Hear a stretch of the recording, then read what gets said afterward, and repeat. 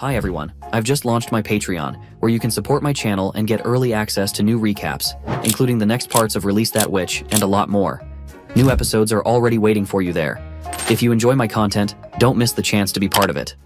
The next morning, Roland wakes up in his real world after his trip down into the dream world. He feels excited after finally confirming that each resident of the Building of Souls has a door leading to a fragment of their memory. The location in every fragment is most likely the place the defeated person cherished the most. If he's thinking correctly, Garcia's last memory remains at Clearwater Port, likely because that's where her path of blood and conquest began. Before leaving, he had asked Garcia about her memory door, but her clueless response made it clear she knew nothing about it. To her, that gate doesn't exist, and even if she were to enter her storage room and remodel it entirely, she still wouldn't notice the door. If that's true, then it's possible no one can access those memories in the dream world except for him. So, he decides to visit Zero's storage room to further solidify this assumption. Later, as he sits in his office, Wendy hands over the detailed profile of the new witches who have joined. The first is Annie, and after thoroughly reading through the profile, Roland feels optimistic that this must be the same Annie Evie always talks about. Roland also shares the secret message he received from Bae a week ago. Apparently, Tilly and the others will be arriving soon. Wendy is glad to hear this since Evie will finally be able to reunite with Annie. While Roland agrees that Evie will be immensely overjoyed to see her friend again, he isn't sure if Annie will be that welcoming. There are high chances that she might not forgive Evie. Moving on, Roland inquires about the woman who came with them. He's quite eager to learn more about her, especially since Yorko was particularly enthusiastic while mentioning her. While Roland has no issue employing her, he still wants to confirm her background first. Wendy then reveals that 76 gets along very well with the other four witches, especially Emmy. In fact, it's hard to tell that she isn't a witch herself. Furthermore, if 76 truly had ill intentions, Wendy is certain she wouldn't have risked her life so much just to buy the witch's time. Roland acknowledges this as well, and because of her efforts, he suggests making her the secretary of the Witch Union. Not only does this job complement her past she had with witches, but it would also ease Wendy's burden of management. But then, Nightingale suddenly appears and quickly objects to this idea. While Nightingale doesn't have anything concrete to say, she has a very bad feeling about 76. Roland can tell something must be off for Nightingale to react this way, so he decides to put the matter aside for now. She then suddenly apologizes to Roland for being too speculative about 76, but Roland fully understands her concerns. He also believes it's better to be cautious than to cry over spilled milk, especially when it's a safety concern. After all, Nightingale is in charge of Neverwinter City's internal security, so it's only natural for her to be worried. Roland then asks her what exactly she finds wrong with 76. After all, Nightingale's notes didn't mention anything suspicious about her. Nightingale reveals that while she didn't detect any lies from 76, her reactions and body language don't match that of a typical slave. Later, at the dining table, the new witches gather alongside 76. Emmy is absolutely overjoyed to see bread, fried eggs, and milk, a luxury she never had the chance to enjoy before. As Annie and the others eat together, smiles of joy spread across their faces. Meanwhile, 76 realizes that the witches have finally found the sanctuary they were searching for. It's only a matter of time before this place becomes the next holy city, because the chosen one has appeared. Emmy then curiously turns to 76, noticing the heavy eye bag stretching across her face. She wonders why 76 didn't get any sleep. 76 explains that she was simply too excited to fall asleep. Emmy reminds her that Wendy promised to give them a tour of the city, so she should get some rest first. Speaking of Wendy, she soon arrives with a newly developed wheelchair. While Emmy is surprised to see it, Wendy reveals how Anna and Soraya stayed up late last night building it. With this, Hiro will be able to move around on her own for short distances. The mention of Anna immediately catches 76's attention. Anna is the name of a high-tier witch she once heard from Nana. 76 finds it hard to believe that such a high-tier witch would go to such lengths to build something like this for a crippled witch. Hiro sits in her new wheelchair, expressing her gratitude for the gift. Annie then curiously asks when they will be having their tour of Neverwinter. She also wonders if they can have 76 tag along, as it would be very lonely for her to stay behind. Wendy hesitates before responding, and 76 takes note of Wendy's hesitation. Wendy's behavior leads 76 to believe they are still practicing caution. However, in the next moment, Wendy, with her usual smiling face, happily agrees to let 76 join them. With that, Wendy decides to start their tour, and their first destination will be the center of Neverwinter, the Northern Mines. Hearing this, 76 begins dreading the worst, thinking that perhaps they want to scare them off with labor if they disobey. Well, it looks like 76 is just overthinking things. Contrary to her beliefs, Wendy explains how these mines are the source of energy for Neverwinter. She's confident they'll understand this more once they get there. As they walk through the city, 76 also takes note of how active the town is. While they're walking, Wendy decides to give a quick rundown of witches and their abilities. Usually when witches awaken, they face the dangers of antiphase. The church used to call it being possessed by devils. But it's really just a natural reaction to rapid magical growth, not the nonsense the church used to feed people. Wendy further explains how to avoid antiphase pain and how the evolution of abilities works. After getting the gist, Emmy is excited to see her abilities evolve. 76, on the other hand, is in shock. The way Wendy described antiphase and evolution, she made it sound like everyday knowledge. She's trying to figure out why Comet City would hide crucial details about antiphase and label it as the work of devils. After all, the more witches that survived, the more divine punishment warriors the church produced. Wendy then catches everyone's attention when she shows them the listening sigil. This, of course, only deepens 76's curiosity about how Wendy has this sigil from Tequila. Right then, Lightning and Maggie arrive. Seeing Maggie speak, Emmy is shocked to see a talking pigeon. But Annie clarifies to her that they are witches. Wendy further confirms this, claiming that Maggie is one of the sisters who evolved her abilities. 76 is once again shocked to hear this. To think that Wendy just called this pet-like pigeon a high-tier witch. Because according to her understanding of awakened witches, they are the echelon of the Alliance. So it's very odd to see even pigeons being called awakened witches. Emmy is totally excited to see an awakened witch, and is very curious to know what her new abilities are. Lightning then explains how Maggie can turn into a big flying monster, which is far from cute. 76, unable to grasp all this overwhelming information, questions Wendy on how they can tell if this pigeon has actually evolved. Wendy elaborates that they can figure this out through magic. If a normal witch's magic looks like a cloud or mist, it forms into a solid shape once they evolve. For example, Maggie's magic today looks like a pair of white outstretched wings, and it's incredibly different from the mist it used to be. Internally, 76 realizes that this definition of awakening is the same as what the Alliance used, meaning Maggie is indeed a high-tier witch. Wendy also admits that she hasn't fully solidified yet, so she still has a lot to learn compared to Anna and the others. Once again, 76 is bewildered to hear this. For her, a normal witch performing the role of a manager is highly unusual. After all, it defies the norms of how the Alliance used to operate 400 years ago. As they walk, 76 also makes sure to scan Maggie and Lightning to figure out if they are the chosen one. But since her ring doesn't react, it means they are not. Finally, they reach the mines. Upon entering, the first thing 76 notices is the slogans plastered around the tunnel. The slogans are meant to empower the laborers and encourage them to perform better. Wendy recalls how, before Roland became the ruler of the border town, these mines would only produce a few hundred golden royals worth of minerals each season. The production would always slow down, which is why locals could barely survive on their paychecks. But when Roland arrived in the western region and saved a witch named Anna, a new door opened between mortals and witches. Now that they are here at the mines, Wendy decides to let them meet Anna as well. Not only is she the busiest witch in the Union, but she is also the only one who has evolved twice, which earned her the title of True Genius. As they head toward the facility where Anna is, 76 notices that the place is heavily guarded, meaning if someone came alone, they wouldn't have been allowed to enter. Besides, 76 is curious to know why this so-called genius witch spends her days in the mountains. Once they arrive, Anna knocks the gate, and a little girl, who is Lucia's sister, Belle, opens the gate. Lucia and Anna are essentially in charge of researching the qualities of minerals in this facility. Furthermore, Lucia's abilities evolved when she reached the age of maturity, and her magic capacity is second only to Anna's. She is one of the few witches in the Union who can wield the Divine Sigil. As for the Divine Sigil, it is a weapon that requires an enormous amount of magic. For a typical witch, making all 4 magic stones glow simultaneously is a daunting task. Because of this, Roland decided to use it as a benchmark tool for every witch. So far, only 4 people have been able to light it up to the last stone, and everyone is eagerly looking forward to seeing the 5th candidate capable of achieving such a feat. Now let's shift our focus to 76, who is growing increasingly astonished with each revelation thrown her way. For her, it is shocking enough to hear the name of that artifact again, let alone the fact that these people actually have one. You see, during the Age of Tequila, that weapon was exclusive to the top 3 chairs of the Alliance. Blade then humbly asks how many witches have evolved new abilities. Well, the number is quite large, so Wendy takes a solid minute just to count to 10. Of course, 76 is once again shocked. Damn, everything is a shock for 76 at this point.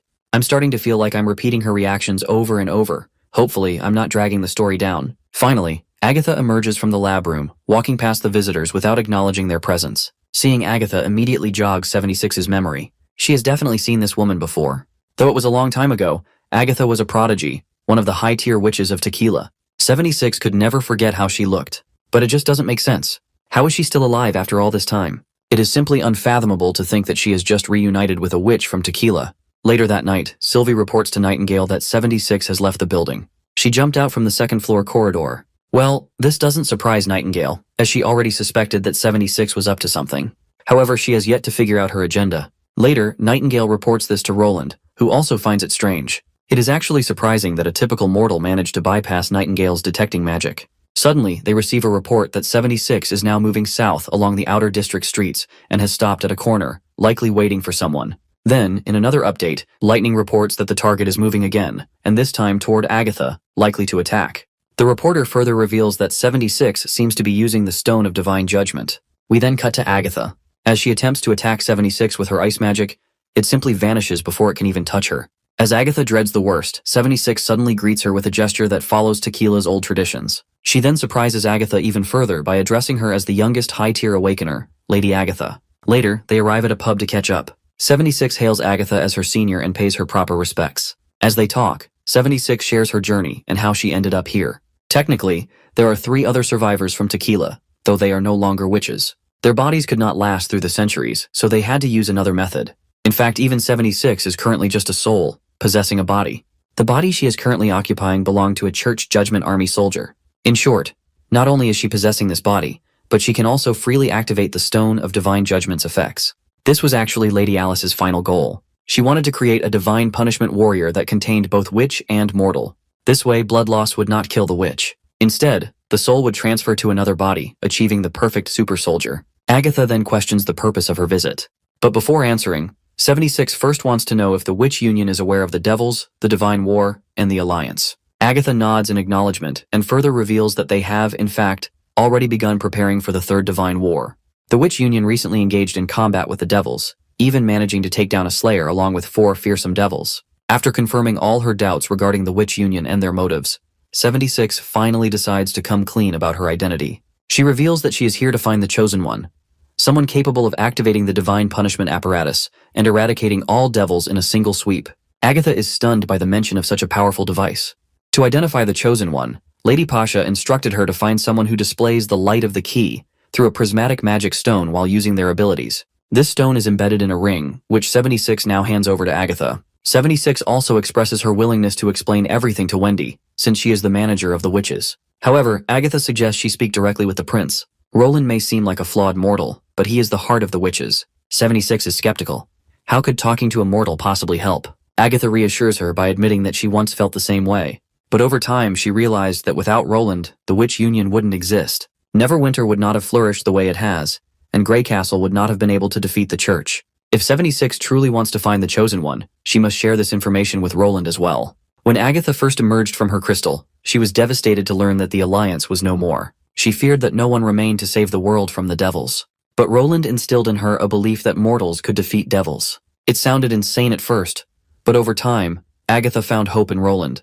And that is why the witches of Neverwinter trust him without hesitation. If Tequila truly wishes to fight alongside Neverwinter against the devils, 76 must earn his trust. As Agatha hands the ring back to her, 76 agrees but asks for some time to reconsider. After exchanging goodbyes, she finally parts ways. Once 76 is gone, Agatha signals for Nightingale to reveal herself. Nightingale instantly emerges from the shadows. She is bewildered, since when did Agatha see her coming? Agatha explains that it happened the moment she received the ring from 76. The ring does not detect magic but rather a pillar of light, also known as the key. Since Nightingale's pillar illuminated the entire room, it was impossible for her to go unnoticed. This means that 76 already knew Nightingale was trailing her. Nightingale then asks if Agatha truly believes in 76. Agatha nods, and that is precisely why she did not take the ring from her, because she wants 76 to believe in the Witch Union as well. Nightingale's concerns ease, and she too hopes that 76 will make the right decision. Later, 76 reunites with Emmy and the others. They are all engrossed in discussing the turbulent drinks they had,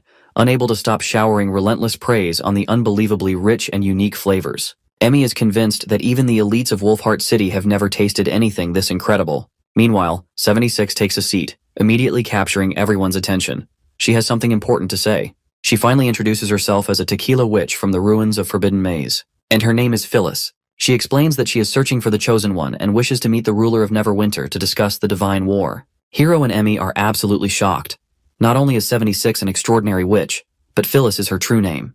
The next day, she finally meets Roland, who warmly welcomes her to Neverwinter. Once again, she states her true name and explains that she is using a mortal's body to conceal her real identity. Now that she has revealed everything, the name 76 is no longer valid, so she prefers to be called Phyllis from now on. They sit down for a thorough discussion, aiming to understand each other better. After all, if they are to fight the devils as allies, mutual understanding is crucial. Roland has always been curious about how the Alliance fractured into 2 factions. Why would the Church, which was founded by witches, go on to oppress them. And most of all, the concept of perfected divine punishment soldiers perplexes him. If she is willing, he wants Phyllis to educate him on the reasoning behind all of this. Phyllis explains that before entering the maze ruins, no one expected things to turn out the way they did. Those ruins played a pivotal role. Without them, there would be no divine punishment soldiers, and the surviving witches wouldn't have lasted as long as they have. Unfortunately, they were too late.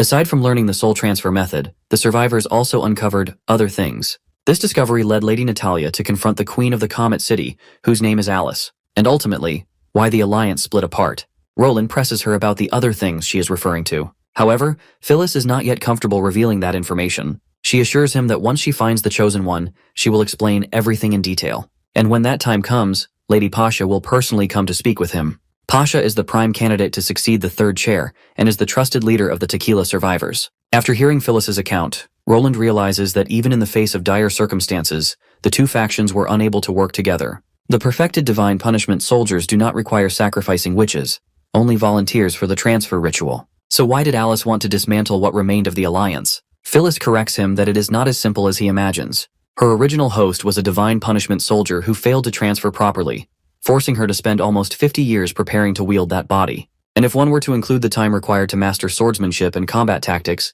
it would take another 100 years. Alice needed a vast number of host bodies. Since witches do not die naturally, a divine punishment warrior with centuries of experience would be far stronger than any newly converted soldier. Creating more host bodies was essential to continuously accumulating the experience of souls. Thus, weak witches were required as resources to create more host bodies. Lady Alice believed that in order to accomplish this, she needed to replace the Alliance and become the absolute ruler of all witches. Only then could she transform select witches into disposable materials for the greater cause. Under the immense pressure of the divine war, she nearly succeeded. The upper echelons of the Alliance had silently accepted her methods. However, if it weren't for the new discoveries inside the ruins, the Divine Punishment Army would have been the only viable plan for survival. Phyllis's detailed lore dump sounds very plausible to Roland. If a Divine Punishment warrior had the brains of a witch and an immortal lifespan, centuries of combat experience would make for a terrifyingly powerful soldier. Roland reflects that if they had encountered perfected Divine Punishment warriors at Blizzard Town, the battle's outcome would have been vastly different. It seems that the extended time it takes to get used to a body is no longer the focus, since as long as the soul can continue to transfer, it would make sense to preserve powerful veteran warriors. Roland reminds her that only veteran Divine Punishment warriors can defeat high-tier devils, which means they need a large number of host bodies to transfer souls into. Phyllis reassures him that there is another method for preserving souls. She can transfer them to vessels, a process known as hibernation. Though she knows that these hibernation vessels and the soul transfer process are related to what was found in the ruins, she can't confirm more details as only Lady Pasha holds the authority to disclose such crucial information. Roland then asks her another pressing question. How exactly is the Chosen One supposed to defeat the devils? He worries that he won't be able to assist them in their cause if he doesn't understand anything about their plans. Phyllis claims to have no knowledge of this. It is Celine who is in charge of searching for the apparatus. She assures Roland that they can discuss this further once they find the Chosen One. The process of finding them is harmless. Basically, all the witches need to do is demonstrate their abilities once, and Phyllis plans to observe their magic using this ring.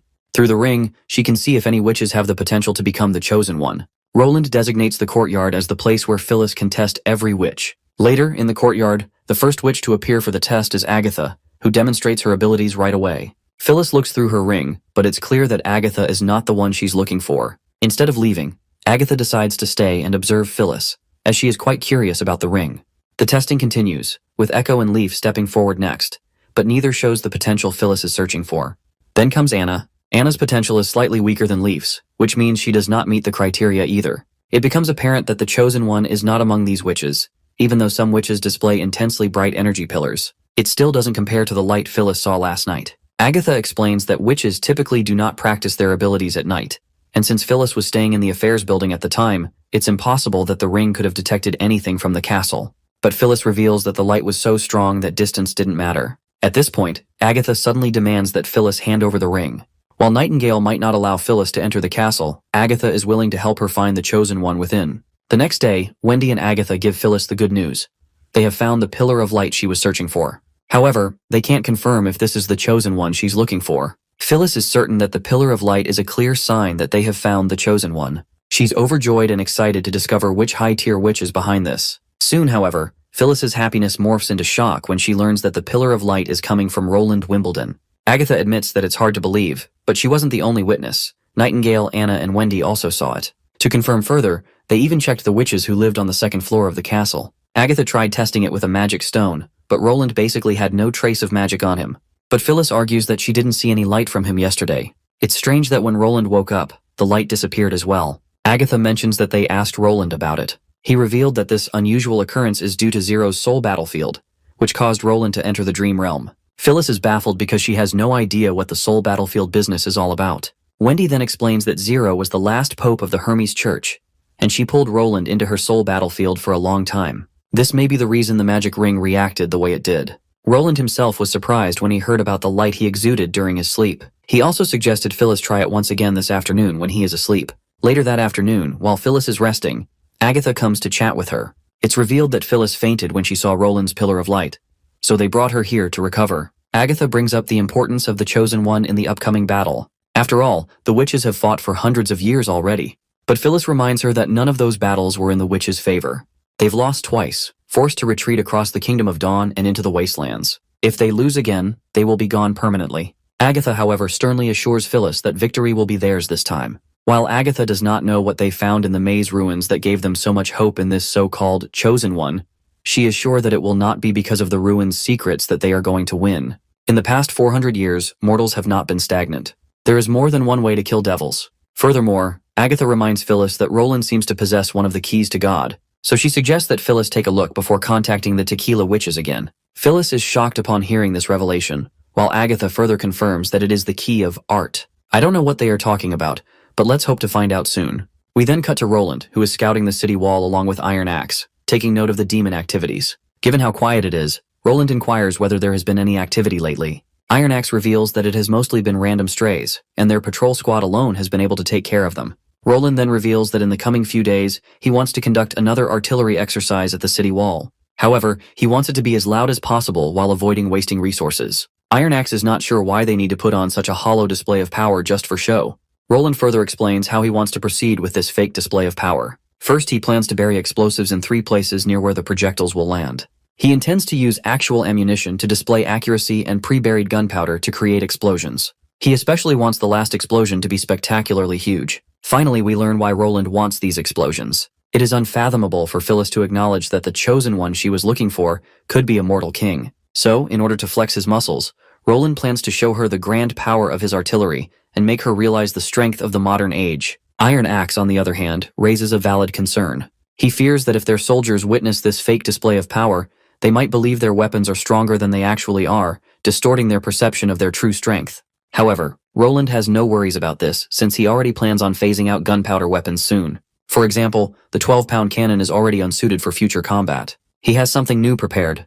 though he keeps it a secret for now. But he assures Iron Axe that the weapon he is developing is capable of indirect fire at both close and long range, is portable enough for multiple soldiers to carry its parts, and features superb power, a simple design, and low-effort operation. Now that Roland has revealed this much, he finally reveals the name of the weapon. He is building a mortar. Later, Roland visits Anna. As soon as he enters her room, he expresses his desire to talk about the dream realm.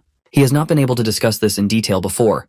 He then proceeds to explain how his dream world works, what it consists of, and all that we have seen before. He tells her about Zero and the day-to-day life he has there, and just like that, they both fall asleep together. The next day arrives, and Roland meets Baroff and Iris in his office. Roland is surprised to see them this early. Eventually, they sit down for a talk. Iris is here with reports on the preparations for the attack they are about to launch in the southernmost region.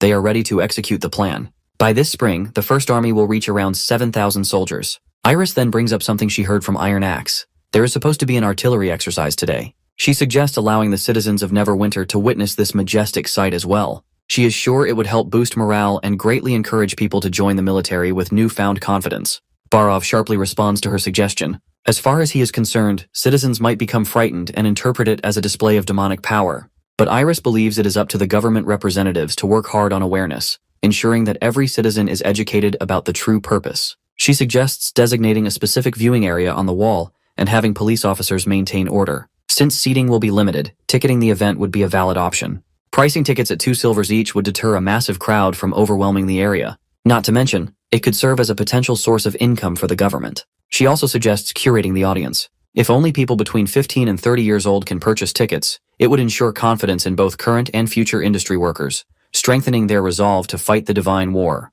When she asks Roland for his thoughts, he is already excited. This sounds like a military parade to him, and he is actually proud of her for coming up with the idea. Roland looks forward to the event.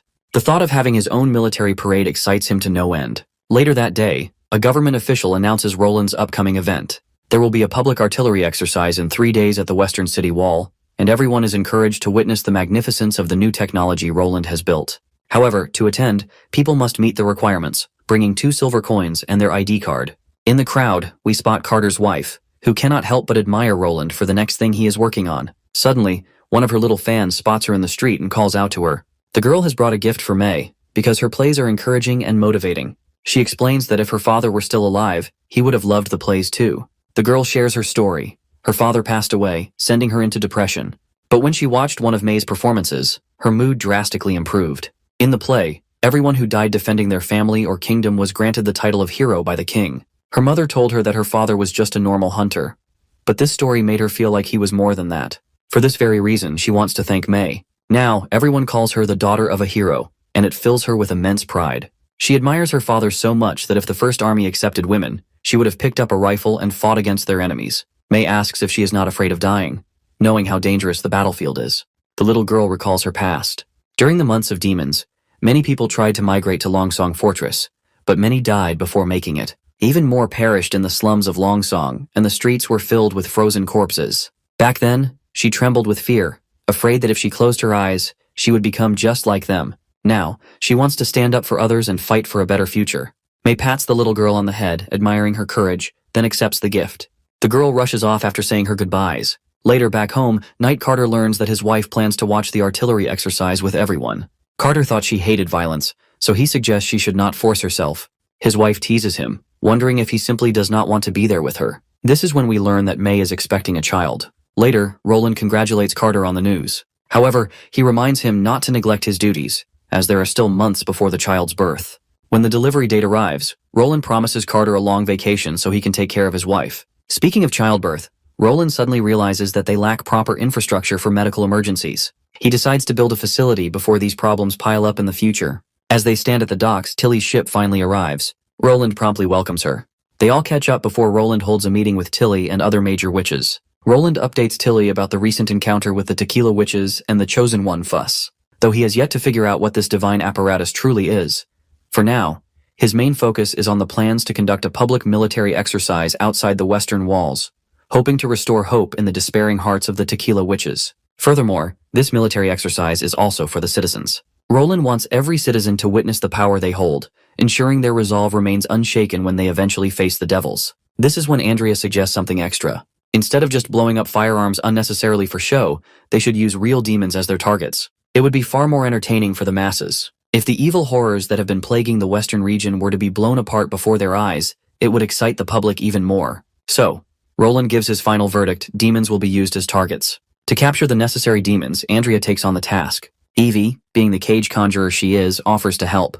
Wendy, on the other hand, isn't sure if they should be doing something this dangerous. Nightingale assures her that the forest area within Sister Leaf's influence won't pose much of a threat. After all, Leaf can surveil all movements of both witches and demons. Even if they encounter underworld devils, they can simply utilize the sigil in the worst-case scenario. To make things more fun, Tilly decides to turn the demon hunt into a legitimate competition, where the witches will compete against each other. The one who captures the most demons will be rewarded with a month's worth of turbulent drinks. For safety, all the sisters will be divided into 3 groups. Roland then asks his sister if they should let Phyllis participate as well. Tilly does not seem to have any objections, especially since it would be a good opportunity for Phyllis to see firsthand how firearms can be a game-changer against real threats. Capturing a demon with a divine punishment warrior's body isn't going to be a big deal, and she will be more confident in Neverwinter's abilities once she sees their power. Roland agrees to the suggestion. Later, we see Evie staring at the room where Annie is staying. Her hesitation to go inside is pretty evident. The scene flashes back to when Roland first told her about Annie.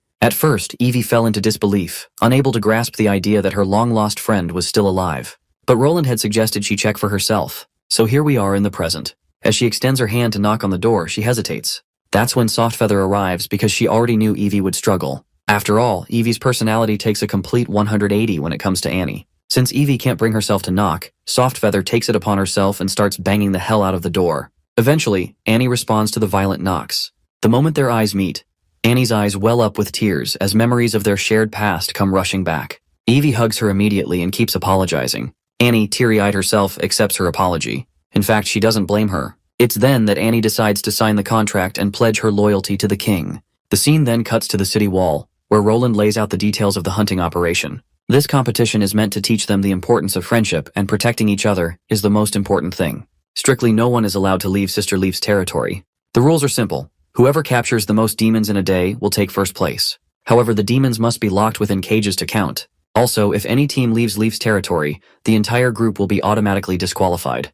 With everything cleared up, Lightning and Maggie happily fly away, eager to be the first to hunt. Ash and the others also decide to get moving. Meanwhile, Tilly asks Roland who he thinks will win. Roland has high hopes for Maggie and Lightning.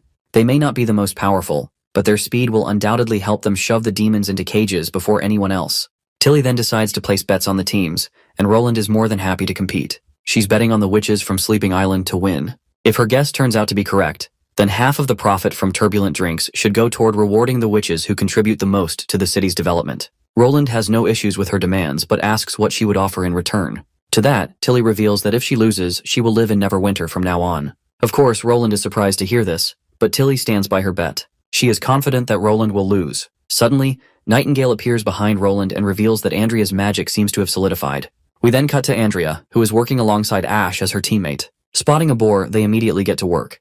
Andrea knocks it out without killing it entirely. Since Andrea managed to render it unconscious, Ash is now tasked with carrying the boar, which of course doesn't sit well with her. But she doesn't have a choice. Andrea then asks Sister Leaf if she can point them to a location with more monsters. Sister Leaf promptly gives them precise directions. As they head toward their next target, we cut to Agatha and Phyllis. They chat while walking, and Agatha reminds Phyllis not to underestimate the other witches in the competition. As witches of Tequila, they have a reputation to uphold, and Agatha wants to snag first place for herself. After roaming for a while, they come across a flying beast. Agatha swiftly unleashes her icy magic and slashes the creature down in one clean strike, then freezes it to ensure it stays down. Phyllis is absolutely amazed by Agatha's sleek and effortless fighting style. She asks if they should drag the creature back to the wall. Agatha decides to leave it for now as it won't die if left alone for a bit.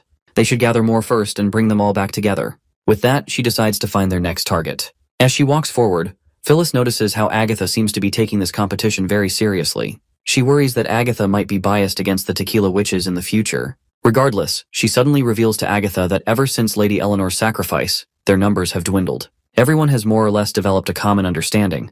Whether a witch is a high-tier awakener or a regular witch, no one should be placed in a strict hierarchy. Pasha has always firmly believed that every witch is equally important. Agatha claims to share the same belief. When she sees how the Neverwinter witches treat each other, she sometimes thinks that they are the true inheritors of the new age. Finally, Phyllis asks the pressing question that has been weighing on her. How does Agatha view the Tequila witches and Neverwinter? When it comes to her loyalty, Agatha firmly states that she is loyal to her own beliefs. That being said, she hopes that all the Tequila witches will soon join the Western region and fight the devils alongside Neverwinter under Roland's command. Of course, Phyllis feels a little dejected hearing this. She had hoped Agatha would put her faith in the Tequila witches and fight alongside them, especially considering how Agatha desperately wants to represent Tequila in this competition. Phyllis assumed she would feel the same when it came to battling the devils. Agatha reminds her that whether it's Tequila, Comet City, Anley Tower, or any of the many cities in the Fertile Land, the only reason the Alliance came into existence was that they all wanted to defeat the devils. And defeating the devils has nothing to do with Agatha's morals, beliefs, or which faction she supports. After the First Divine War, witches removed mortal leadership and dominated the Fertile Land. However, because they were too focused on differentiating between the strong and the weak, they failed to work together and defend against the devil's attacks. Now mortals have proven their power. So, to her, there is no difference between pledging loyalty to the Alliance or pledging to Roland. Only he, Roland, the King of Grey Castle, can unite the entire world and nurture this new generation of witches. Phyllis is shocked to hear this. As far as she understands, Neverwinter is the new Alliance now. But Agatha corrects her that Neverwinter is just a part of the Alliance. Roland probably wouldn't like that name, but regardless, his goal remains the same as the others, which is to win the Battle of Divine Will. Tequila, the Witch Association, and Sleeping Island, as well as all the kingdoms, must unite and fight the devils to determine the fate of everyone. In short, it's not a matter of loyalty, it's about survival. Phyllis finally understands that Agatha's desire for Tequila to win does not conflict with her loyalty to Roland. Just like 400 years ago, all the cities in the Fertile Land were loyal to the Alliance. The only difference now is that the 3 chairs of the Alliance have been replaced with a mortal leader. Suddenly they hear a commotion in the air, and it turns out to be Maggie holding her lute. Phyllis is shocked to see a devil right in front of her, but Agatha assures her that it's just Maggie. After evolving, she gained the ability to transform into any winged creature, and devils are no exception. Seeing how Maggie can fly around with her prey, Phyllis thinks it's a bit unfair, as they don't stand a chance against a flying opponent. But Agatha assures her that maintaining such a transformation consumes a copious amount of magic. Once Maggie reaches her limit, Lightning won't be able to capture demons as easily on her own. Eventually, they both continue hunting more monsters. After a while, Sister Leaf announces the end of the competition. Everyone gathers at the city wall with their loot. Once the counting is done, it is revealed that the Neverwinter team only scored 7 points. This announcement shocks the hell out of Phyllis, as it means that the Sleeping Island team alone is responsible for capturing the remaining 80 demons. Meanwhile, Lightning is busy blaming Maggie for getting distracted from the main goal and eating eggs instead. As Lightning rants at Maggie, Wendy announces that the Sleeping Island team gathered 15 points. Andrea and Ash also start bickering, blaming each other for their low hunting count. In the background, Wendy announces that the Tequila team has scored 22 points. As the winners, they will receive a month's worth of turbulent drinks. Of course, this unexpected victory doesn't make sense to Phyllis. After all, there are clearly more than 100 demons in the cages. Wendy then reveals that Sister Leaf caught the rest of them. Apparently, Sister Leaf had been instructed to let only a limited number of demons roam around during the competition. So, she trapped all the remaining monsters outside the playing field beforehand and only allowed a set amount to pass through. The time for the commemoration of this military parade has finally arrived. People have started gathering outside the city wall. Iron Axe reports that the artillery squad has finished preparations. Hearing this, Roland commands Sister Echo to sing the March of the Armed Forces. As soon as she begins, the melody fills the air. Following her song, the soldiers start their parade. The audience is astonished at the sight of the marching military, and coupled with Sister Echo's energetic melody, the crowd is charged with enthusiasm and energy. Once the soldiers are ready with the artillery, Iron Axe instructs them to aim, and all of the soldiers promptly target the poor monsters inside the cages. With the countdown from 3, the artillery team begins bombarding the hell out of those monsters. Once the dust settles, the only thing that remains are scattered limbs. The sight is so majestic that it leaves the public in complete astonishment. Phyllis is also losing her bananas after witnessing such a display of power. The explosions are so grand that they completely obliterate everything. Given this brutality, she is absolutely certain that no devil can survive this. She finally understands why Agatha has so much confidence in Roland. The chemists from Grey Castle feel immense pride after witnessing the power of chemistry. Now they all want a laboratory just like the one Kyle Sichi has. We also see Carl and Iris, and while Iris feels very proud of Roland's strength, Carl is absolutely awestruck. The sheer impact of the explosions has shaken him to his core. Iris then starts reiterating the usual praises about Roland's might, but since we've heard them so many times before, we'll skip over them and cut to Roland's office. Phyllis and Agatha are now standing before Roland. It appears that this display of power has had a profound effect on Phyllis, and she seems to have changed her mind. Before contacting the Tequila Witches, she wants to ask a few questions. You see, if the Tequila Witches can't find the chosen one they're looking for, then there's no doubt their war with the devils will drag on for many more years. And if the weapons she saw are limited, and mortals take a long time to build them, then she fears they won't be enough to hold off the devils for much longer. So she wants Roland to confirm whether he can mass-produce the defensive weapons. Well, this question doesn't have a simple answer, so Roland wants to point out a few things first. The fortress cannons are just defensive weapons.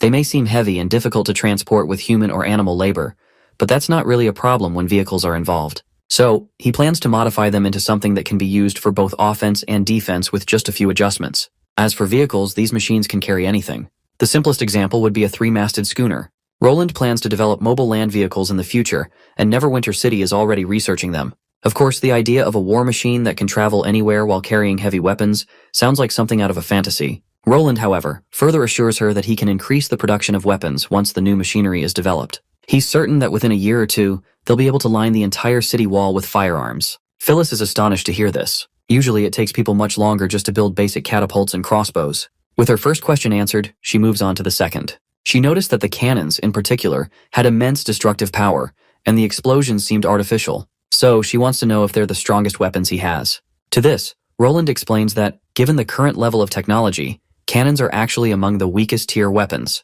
He continues bombarding her with all the potential Neverwinter has, and poor Phyllis can't help but feel both fascinated and shocked at every turn. Eventually, she decides to contact Pasha and the other survivors. Once she crushes the magic stone in her ring, they'll be able to sense her location. Though it will take a day or two before they can have a direct conversation, since she doesn't know when Pasha will finish preparing the magic core. Later, after Phyllis leaves, Tilly arrives to talk with Roland. Of course, she's here to discuss the results of the hunting competition. As far as she's concerned, it's a draw between both sides. Neither Neverwinter nor the Witches of Sleeping Island managed to win outright. Though if Roland insists on counting Sister Leaf as part of Neverwinter's team, then Tilly wouldn't be able to recognize his victory. Not surprisingly, Roland concedes that it's indeed a draw. That said, instead of calling it a draw, he suggests they call it a victory for both parties. While she's here, he also plans to set up a trust fund, using 30% of the profits from Turbulent Drink to create a reward system for major contributors in Neverwinter City, both witches and mortals included. He believes that Tilly will stay in Neverwinter, whether at the Witch Union building or with the Sleeping Island immigrants. He doesn't mind whichever choice she makes. But Tilly objects politely. They had agreed on 50% of the profits, not 30%. Still, she's done her homework and acknowledges that even just 30% is a staggering amount. Roland then reveals his planned expenditures, which include salaries, witch residences, and essential utilities. He intends to invest the majority of the funds where they're needed most. If Tilly needs some of the funds, he's willing to make adjustments. She agrees to the terms and conditions. Roland then reveals his plan to bring the southern territories under Grey Castle's control.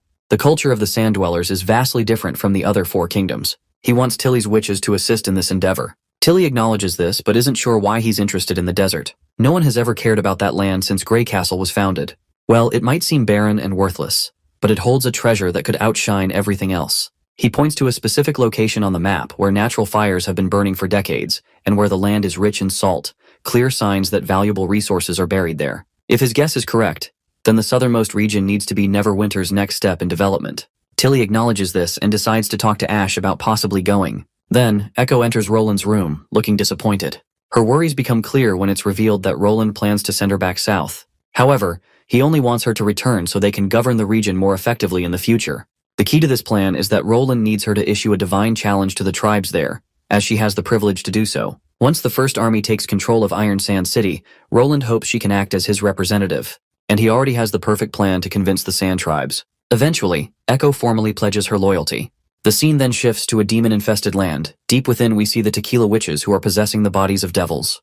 They seem convinced that the beasts from the Badlands are about to invade their territory, leaving them with no choice but to fight. One of the witches asks Celine how much longer it will take for the divine apparatus to be completed. Celine estimates about 60 minutes. While Area 43 has just been repaired, Lady Eleanor still needs time to calculate the core. One of the witches, currently inhabiting a divine soldier's body, assures the others that they don't have to push themselves too hard. It won't take long for the enemy to get here, and the larger hybrids will get stuck outside the entrance. She's confident they can handle the smaller demons. Suddenly, the monsters infiltrate their turf, and their target is the magic core. From what I can understand, these monsters are being drawn to the magic core or something related to it.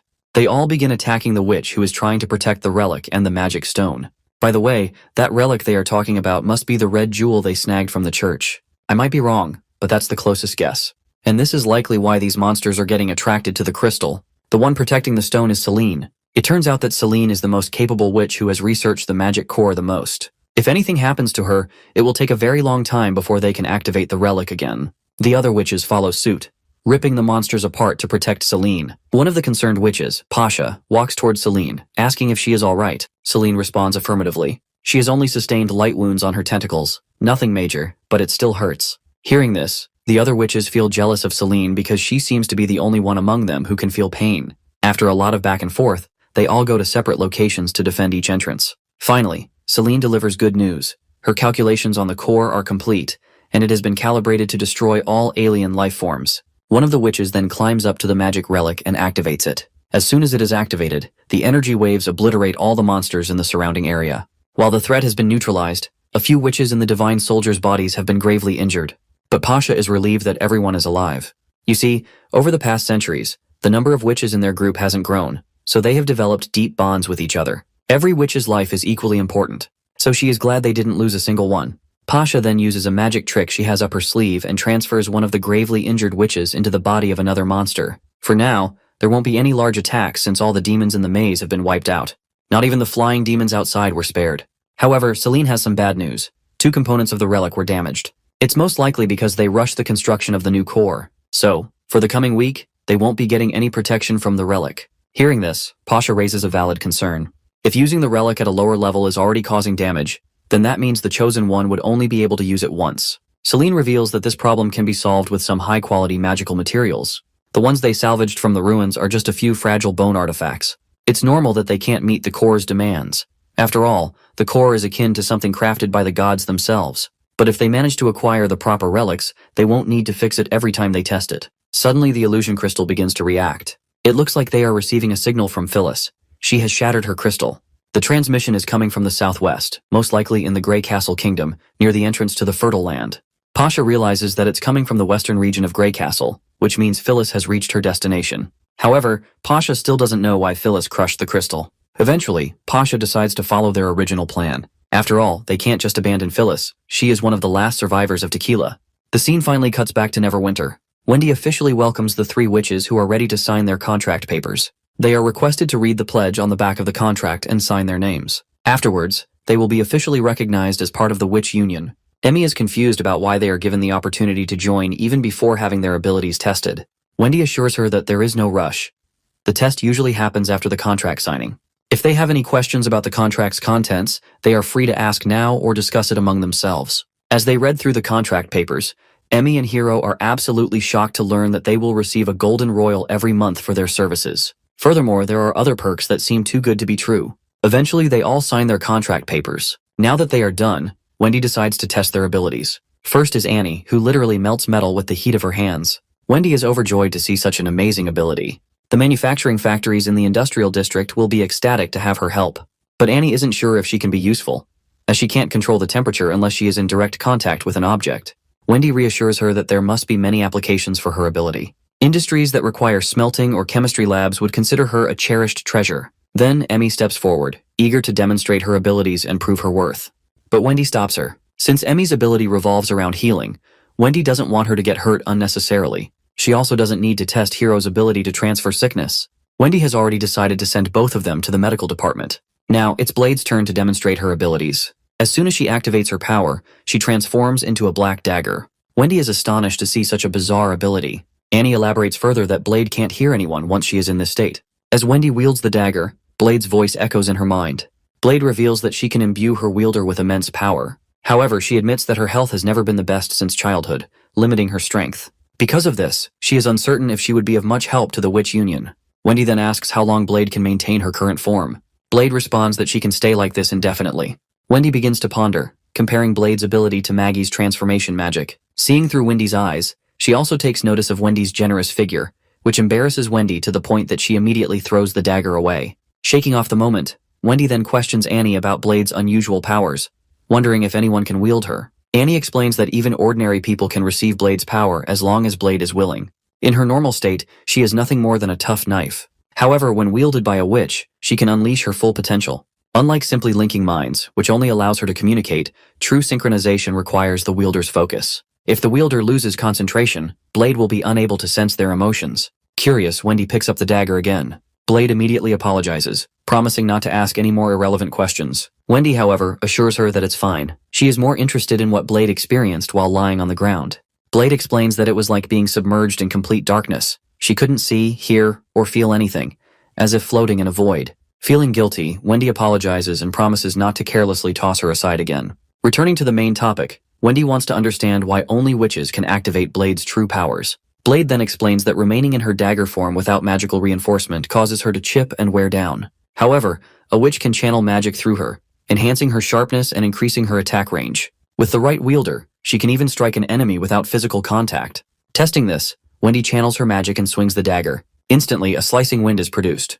The resulting air slash is a direct reflection of her magical affinity. Seeing the potential of such a mysterious ability, Wendy decides that Roland should be the one to analyze it further. Cut to Roland. Suddenly, Agatha barges into his office with urgent news regarding the witches of Tequila. Back to the Tequila witches. The Tequila witches have finally completed the transmission setup and are ready to connect with Phyllis. Pasha fears that if mortals are on the other end of the transmission, they will be horrified by the sight of their monstrous forms. She is convinced that Phyllis must have been captured by the mortal king and forced to set up the transmission. Finally, the transmission connects, revealing Phyllis, along with Agatha. Phyllis is immediately shocked by the sight of demon corpses littered behind her comrades, leading her to assume their turf had been attacked. Meanwhile, the Tequila witches are equally astonished that Phyllis does not appear to be imprisoned after all. As they exchange information, they take notice of Agatha. Though she looks familiar, it takes them a moment to realize the truth. She is indeed Agatha. This revelation is a shock to Celine, and the Divine Punishment witches are equally bewildered. They cannot comprehend how she not only survived the devils, but also endured 4 centuries without aging. Their confusion fades once Phyllis explains that Agatha had been trapped in an ice coffin. Pasha suddenly becomes certain that Agatha must be the chosen one. However, before Phyllis explains further, she requests Agatha to let her speak privately with the Tequila witches. Agatha, understanding her intent, quietly leaves the room. Phyllis then reveals a shocking truth. She has indeed found the Chosen One. However, that Chosen One is not a witch but a mortal king. The Tequila witches are utterly dumbfounded. How could a mere mortal possibly communicate with the gods? Phyllis admits that she also struggled to believe it at first, but after witnessing it firsthand, she can no longer deny the truth. She explains that the rainbow stone could barely withstand the overwhelming radiance emanating from him, and it was far beyond anything Pasha had described. With a look of disbelief, Pasha asks if the king possesses magic. Phyllis confirms that while he cannot activate the relic himself, he has vowed to fight alongside them to defeat the devils. His weapons are incredibly destructive, and she still cannot comprehend how they function. Agatha, however, expresses confidence in him. She believes that given 2 or 3 years, Neverwinter's development will be enough to stop the devils at the mountain wall. This revelation shocks the Tequila witches even further.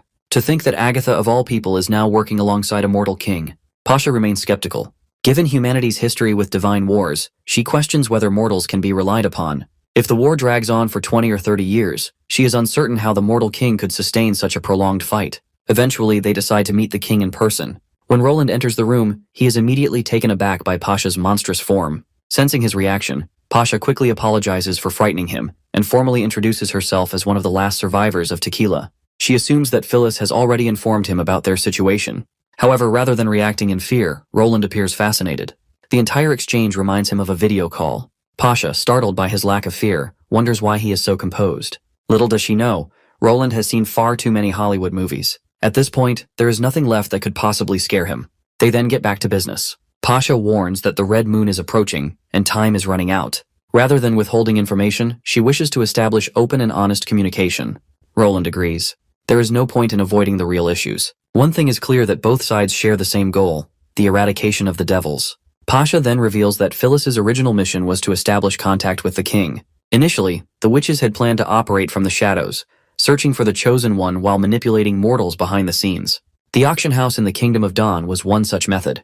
However, the fall of the church provided Pasha with an opportunity to step into the light and unite all witches. According to her research, the largest existing witch organization is located in the Slumber Islands. Since its leader is the king's sister, and since Grey Castle was responsible for defeating the church, she determined that this was the best place to begin their search for the Chosen One. Still, she never expected Phyllis to align with the king so quickly. Originally, she estimated it would take another 2 to 3 years to reach this point. Roland, however, is pleased that they managed to save so much time. He firmly believes that as long as mortals and witches can set aside their differences and work together, victory is within reach. If necessary, he is even willing to help find the Chosen One. After all, having another powerful weapon against the devils can only be beneficial. Now that they intend to cooperate, Roland wishes to gain a better understanding of the Tequila witches. There is one mystery that has been bothering him. From what Phyllis told him about Tequila's buried history, he remains confused about one crucial detail. He wants to know what exactly was found in the ruins that split Tequila and Comet City into 2 factions, ultimately leading to the collapse of their entire alliance. Before Pasha can answer, the other witches protest, urging her to reconsider. They have sacrificed too much to reach this point.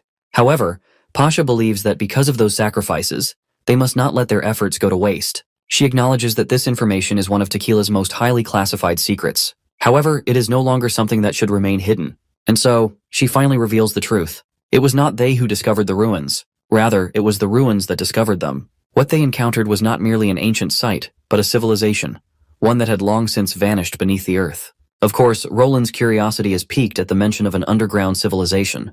Pasha further reveals that back then, humanity had not realized this fact, and had no intention of communicating with them either. Since there was a sky-earth difference between their appearances, they started treating them as a different breed of devils. This is why historical records tell a very different story. It was then that the scholarly guild found a way to preserve souls from the stone tablets the underground civilization had passed down, verifying it through an uncharted primeval vessel. From that point on, the top 3 seats in the Alliance began researching divine punishment warriors. Hearing this, Agatha admits she had no idea this was happening. Pasha, on the other hand, explains that the process of soul transfer was the most closely guarded secret in the Alliance, so exclusive that even witches being used as resources to create divine punishment warriors was more widely known. Only the top 3 seats and a few upper-level members knew about it, and Pasha only discovered the truth after Tequila had fallen, which explains why Agatha had no knowledge of it. After absorbing the lore, Roland realizes that it was Natalia who supported the divine punishment warrior plan in the beginning. Furthermore, he wants to know about the primeval vessel.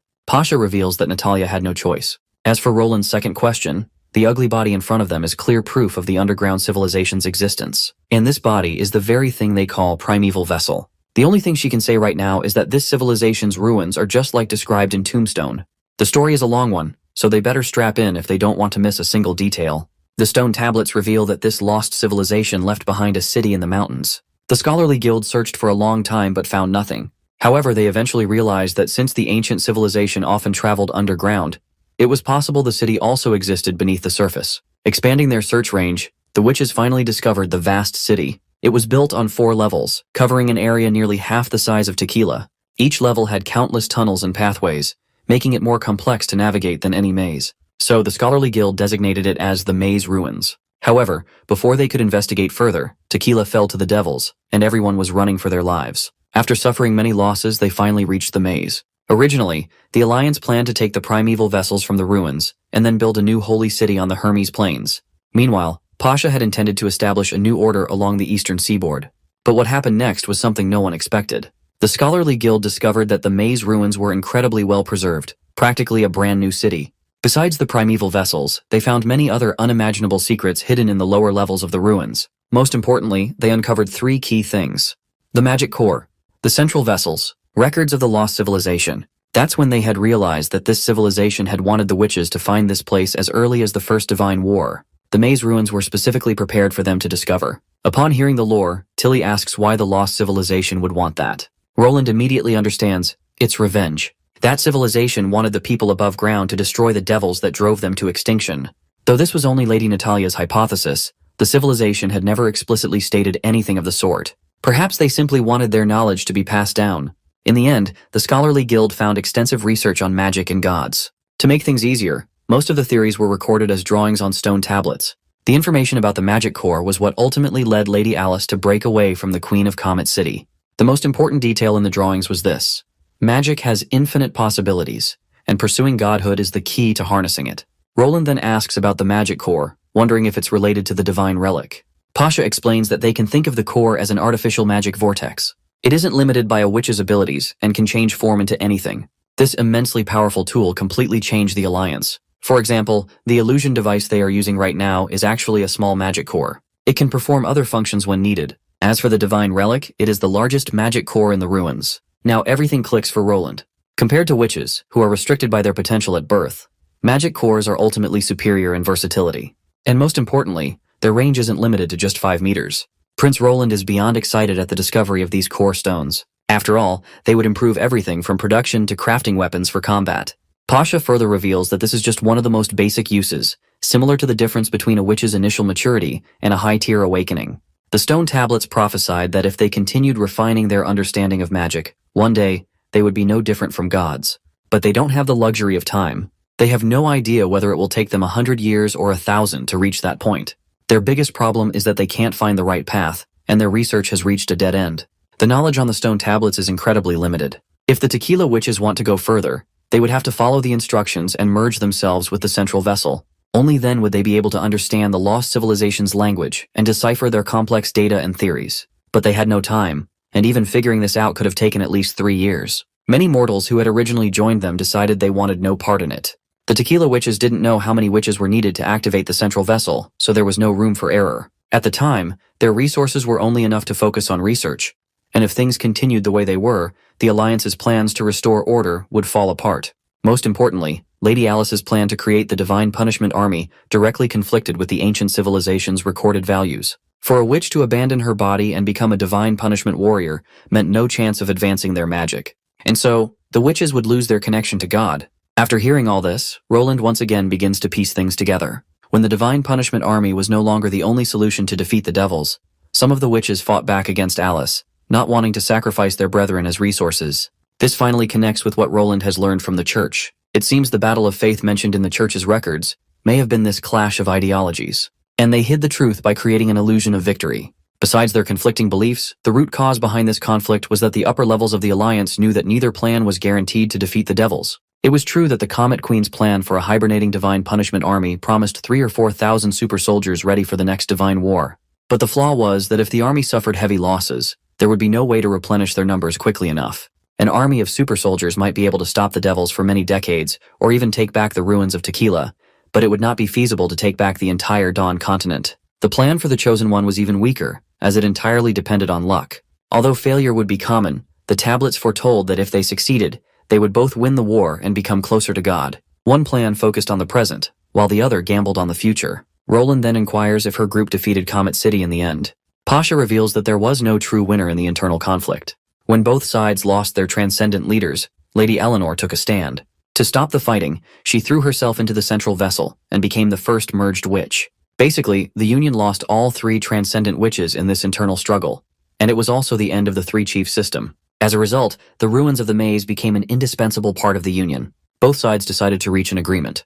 The survivors of Tequila stayed in the ruins, studying the magic core, while those from Comet City went to Hermes and built a new holy city there. Since the primeval vessel was extremely limited, in order to ensure they had enough manpower, the witches of Comet City that became the church also agreed to offer a certain number of bodies for divine punishment soldiers in the next 100 years. When the 100 years are up and nothing promising or any evidence of the chosen one is found, the church would have the right to take back all of the research results in the ruins, including the equipment used to contain the souls and primeval vessels. By then, the witches of Comet City would arrive with the divine punishment warriors, and if the witches in the maze ruins turned away from their promise, they would show no mercy.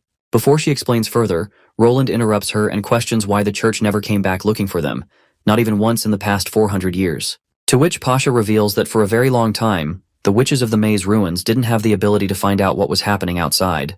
The primeval vessels couldn't stay under the sun for too long, and the witches who switched souls needed time to adjust to their new bodies. Hence, they didn't know the situation in Hermes. Only later did the witches of the maze ruins realize that the church was no longer following Lady Alice's will. Agatha knew there was definitely something suspicious regarding the church, because Lady Alice would never have pushed things this far. The other witches agree. Roland then questions Pasha about the difference between the central vessel and the primeval vessel, to which Lady Pasha reveals that primeval vessels are all shells. The body of the disappearing civilization is extremely weak, meaning it had no choice but to reside in a shell. Celine continues the conversation by revealing that these shells possess immortality, though the articles never went into detail about why. Right now, based on what they know, the primeval vessel is the most common type of shell. The central vessel is similar to the primeval vessel in shape, but it stores many unconscious memories within. She may see it as a primeval vessel that is often used but has lost its consciousness. Only by merging these memories together will they be able to read the records and research results left behind. Roland, out of curiosity, questions Celine about her introduction, and the girl promptly gives her name.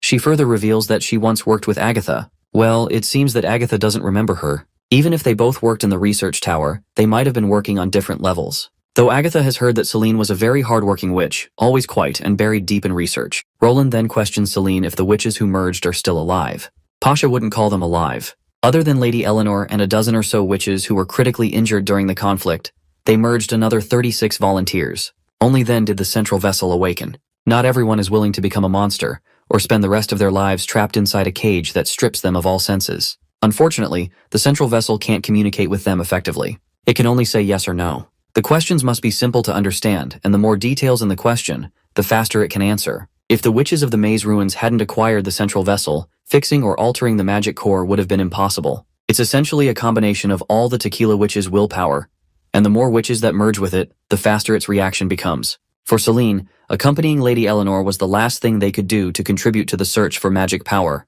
From what Roland can understand, the central vessel is basically like a computer that gives you an answer if you ask it about something. Though Roland hasn't figured out if, given the right variables and conditions, it could solve equations or perform complex calculations by itself. Roland is looking forward to bringing the central vessel back to Neverwinter and learning more about it. But he doesn't know if this is the best time to suggest something like this. So he decides to take it slow and mention it when they reach the negotiating stage. Back to the main topic. While Roland understands most of the situation, he still has one question. Be it the maze ruins, the church, or the ancient texts passed down through generations, all of them mention the divine will. Roland has also heard that beneath the plateaus of Hermes lies a mysterious holy temple, which contains a secret room that only the Pope can enter. By standing in that room, one is able to feel the presence of God. So, basically, Roland wants to understand what this divine will is. By the term divine will, Roland means the will of God. Pasha is amazed that Roland learned this information before them. This just proves that Phyllis wasn't lying when she said Roland knows a lot. She even reveals that concerning the divine will, she only learned about it after the destruction of Tequila, meaning even Agatha didn't know about it. Well, Roland reminds her that the church was defeated by him. So all the witches responsible for managing the holy city of Hermes are currently imprisoned in the city of Neverwinter. Pasha is ready to tell him the secret about the divine will, though she wants Roland to keep it a secret.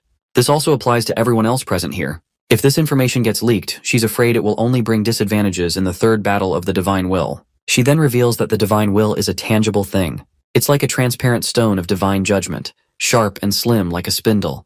But it doesn't stop magic in any way, nor does it have any special use. However, if you open your heart while you're close to it, you can vividly sense the calling from God and see some fascinating visions. For instance, you might see an extremely spacious hall, a red moon hanging above your head, and 4 huge paintings. Adding to the mystery, the paintings are alive and constantly changing. Tilly questions the meaning behind the existence of these pictures. Well, that question has troubled everyone for thousands of years, and the Quest Society has been desperately searching for answers, but none have been found. They've only managed to confirm this after the articles within the maze ruins were deciphered. God showed the humans, devils, unknown enemies, and the underground civilization, and the shape of the divine will also supported this. It wasn't a complete concealed body but a quarter of a whole, hence they call it a god's artifact. 4 paintings and a fourth of an artifact. Roland questions what he can understand. She's saying that each civilization shown in the paintings has an artifact similar to this one. Pasha reveals that not all of them have it because the underground civilization has already lost its share of the divine will. Thus, one of the paintings has become completely black. She believes this happened just as the first battle of the divine will ended. According to statements in the articles and records passed down by the Alliance, she has arrived at a theory that the underground civilization was removed from the battle of the divine will forever. From this, Roland understands that the underground civilization and the devils were both fighting to get each other's artifact. And since the underground civilization lost, it means their artifact is now in the hands of their enemy. Tilly then asks a question that Roland was curious about as well. What will happen if they manage to collect all 4 artifacts? She wonders if God has given any hints. To which Pasha sadly reveals that nobody knows the answer because God has never answered their calls. God does not love the people, he only smiles at the victors. Of course, this just doesn't make sense to Wendy. Why would civilizations fight each other for centuries without any true purpose? Pasha reveals that there is a passage within the articles that has been quite hard for her to understand, so she's thinking maybe it will answer their question. The passage goes like, "We are all children of God, but only a few can see the light. From the moment one senses magic, they are bound to live an extraordinary life. Birds were not always birds, and we, in this case the underground civilization, were not always we. The battle has continued for centuries. To arrive at where they are today is already an achievement. Killing allows the living to live, while competition brings the living eternity." And the last line says that everyone is children of God. The line before this one catches Roland's attention, and he wants Pasha to repeat it. So she does. The battle has continued for centuries, and to arrive at where they are right now is already an achievement. What Roland understands is that this phrase sounds like a description of evolution. From ignorance to civilization, the species strong enough to survive replace the weaker ones, and the description of the underground civilization seems to be describing precisely that. If Roland thinks about it, these 4 civilizations seem different, but they all have one thing in common. They can all use magic. Humans are able to give birth to witches who possess magic, while devils and the eliminated civilization are more skilled in its use. Based on this logic, the other unknown opponent should also have the ability to manipulate magic. This aligns with the initial statement. We are all children of God. It must be referring to all the species that have this extraordinary ability. With this theory in mind, maybe the battles of the divine will are not about protecting or fighting for the divine will. Instead, they could just be a way to speed up evolution. Or should Roland say this is the law of the magical world? This is why the underground civilization mentioned that being close to the road of God is equivalent to rising through the stairs of magic. As Roland gets lost in thought, Pasha can sense his thoughts are all tangled up. Roland is surprised that she can see what he's thinking, to which she claims that she can only do it when Roland himself is willing to communicate with his thoughts, just like what she's doing to him now. She questions him if he would like to try, as it will speed up communication immensely. But of course, Roland doesn't want her to see the jumble of thoughts he's accumulated after devouring so many memories. So he passes on her request, feeling more comfortable expressing his ideas with his throat and tongue. Back to the main topic. Roland wants to know if the church had been protecting that artifact. Pasha responds positively, claiming that finding a place to bury the artifact is nothing but self-deception. It won't stop the War of Divine Will from happening. Hence, the artifact has always been guarded by a strong witch organization.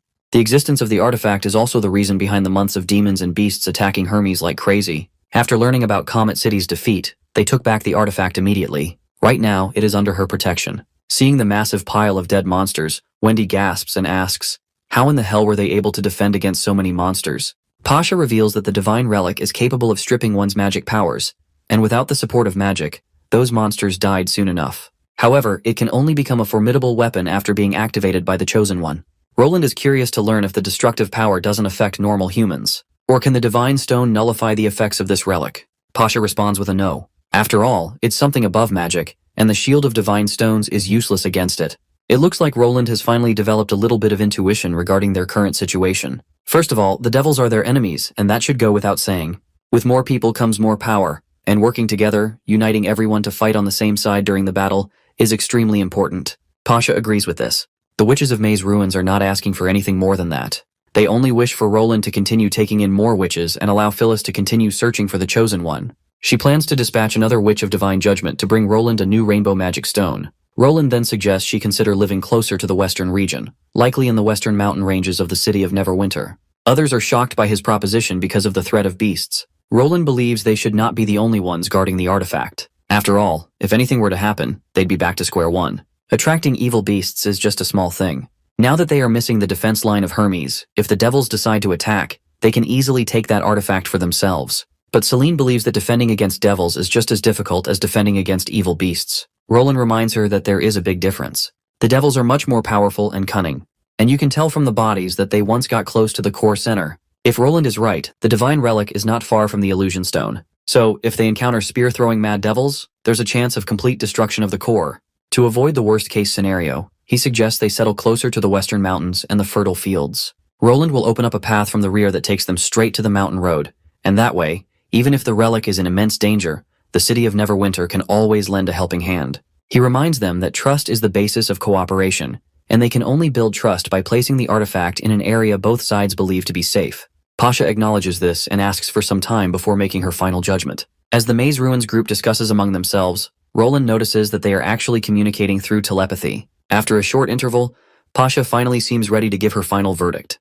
But before she says anything, she wants to ask a question. If she were to work together as Roland suggested, protect the divine will and work as one, then who will lead everyone? Since one wrong move can put everyone's life at stake, she would like to consider all aspects. Hence, she suggests creating an alliance. As they fight together, the commands will be given by the most powerful few after they've arrived at an appropriate solution. This way, they can avoid making wrong judgments while ensuring that everyone's benefits are taken into account. While this sounds like the three-party system that the Alliance has, Pasha believes that having 3 representatives is a suitable number. It allows for a balance of opinions while ensuring efficiency. Of course, given that they have 4 kings and various witch organizations, they don't have to follow the number 3. For instance, the Alliance started with 11 leaders of the Round Table who planned all battles. While Roland acknowledges and respects Pasha's input, he makes it clear that there will be no need for 3 leaders. Only he will be enough. This is the only way to maintain efficiency. Of course, everyone in the meeting is shocked to hear this. Being humble is a virtue, but now is definitely not the time for that. While having 3 leaders, like in an alliance, may have its perks, it's not good for Roland's plans. Only Roland knows what they need if they want to industrialize. He is the only person in this world who understands how to make every region shine with its full potential. Fighting together is a good way to deal with the devils, but Roland never asked them to join him from the very beginning. Moving to the western region is just a basic show of trust. Furthermore, Roland wants her to witness that what he claims are not just verbal promises. Pasha is unsure what Roland wants them to see. Well, Roland wants her to see the determination and power the city of Neverwinter possesses to defeat the devils. He doesn't want her to forget the organizations that have joined or are yet to join them, and he wants her to understand their situation as well. After she has a general idea of what to expect, she can then make her choice. Even if she finds herself unable to make a decision, they can still collaborate in the most basic ways, like exchanging crucial knowledge to help each other. Pasha then questions if Roland doesn't wish to take the artifact and the magic core as well, to which Roland claims that he never planned to rely on things from the ruins to defeat the devils. As for the divine artifact, as long as it's placed somewhere both parties can ensure its safety, he has no objection. Just like he said before, ensuring the safety of the artifact is the first step to trusting each other. As for everything else, time will tell what they can do. This is when Celine speaks up. She is forced to admit that Roland is extraordinary for a mortal, though she finds it foolish that he plans to be the sole leader, with no room for backup plans. What if the battle of divine will lasts for decades and Roland is no longer at his prime? She wants to confirm if his descendants would be able to lead everyone just like he is doing. To solve this problem, only an alliance could help them avoid such possibilities. Roland believes that this is not something they should be worried about. After all, she can't be so sure he'll let the devils last that long. Furthermore, he's sure his lifespan is longer than all of theirs combined. He has fought with some witches and earned himself an old battlefield, so he can even devour the lifespan and power of other people. Of course, this doesn't make sense to Pasha. It looks like Roland himself is not entirely certain about the bold claims he just made. He just wants to appear impressive and tough, so he said it. And it seems like it's working. Instead of trying to convince them that his descendants will always hold the same determination and beliefs through some unknown system, He would rather explain everything with the excuse of some strange ability. After the ruin witches have a deep conversation among themselves, they are finally ready to migrate to the Western Mountains. However, there are many things that need to be transported from the ruins. A random cave won't be enough to hold them all.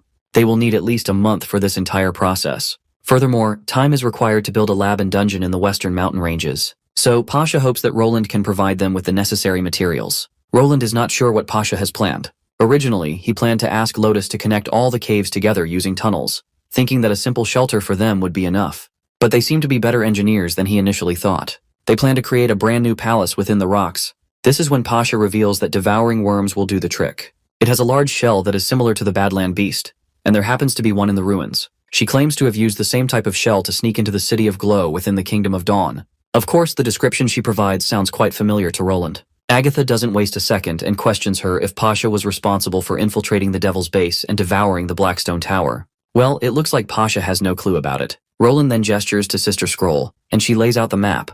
He finally decides to further brief Pasha about the events in the Snowy Mountains. So, in a matter of minutes, Roland explains everything, like how they encountered the devil camps, and how that very camp got devoured by the same worm. The tracks of these two worm monsters were all heading towards the Snowy Mountains, and their sizes are also much bigger than Badland beasts. Seeing the illustration in Scroll's hand, Pasha confirms that this is indeed a devouring worm. She further reveals that the ruins of an underground civilization lie beneath the Snowy Mountains. It's stated in the records that this civilization once dominated the entire land of Dawn. Where there are mountains, there are traces of the worms. You can tell from the millions of tunnels within the mountains that the records left by this old civilization are not exaggerations. However, Pasha confirms that the underground civilization was destroyed. And these worms left by that civilization are merely shells, similar to the primeval vessels. If a soul enters the shell, the worms can be manipulated. It looks like the worms were active twice. The first time, they attacked Agatha's research tower, and the second time, they attacked the Devil's Base. The only possibility here is an unknown species that has never shown itself. There is a possibility that this mysterious civilization found the ruins and some worm shells in the Snowy Mountains and transferred souls into those shells. If this is the case, it wouldn't be a big problem. But what if there is a magic core and a central vessel within the ruins? Would they suddenly gain a lot of knowledge in magic and create a divine relic that targets witches?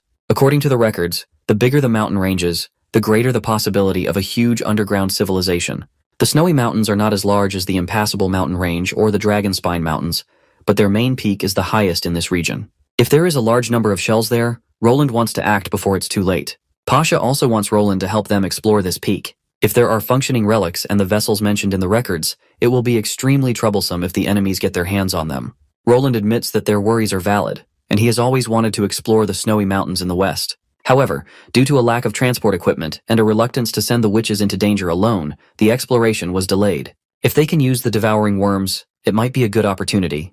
In this case, Pasha decides to start migrating immediately. Roland hopes this is just the beginning of their cooperation, so he extends his hand for a handshake. However, since Pasha doesn't understand the concept of a handshake, he explains that a handshake means the two parties have reached a consensus. Pasha in turn extends her tentacle. As Roland shakes hands with her, he feels a pang of sadness that Soraya is not here to witness this crucial moment. This will definitely go down in the annals of history. Moving on, since there are chances that every single mountain might be an underground civilization, Roland wants to know about the mountain ranges under the sea.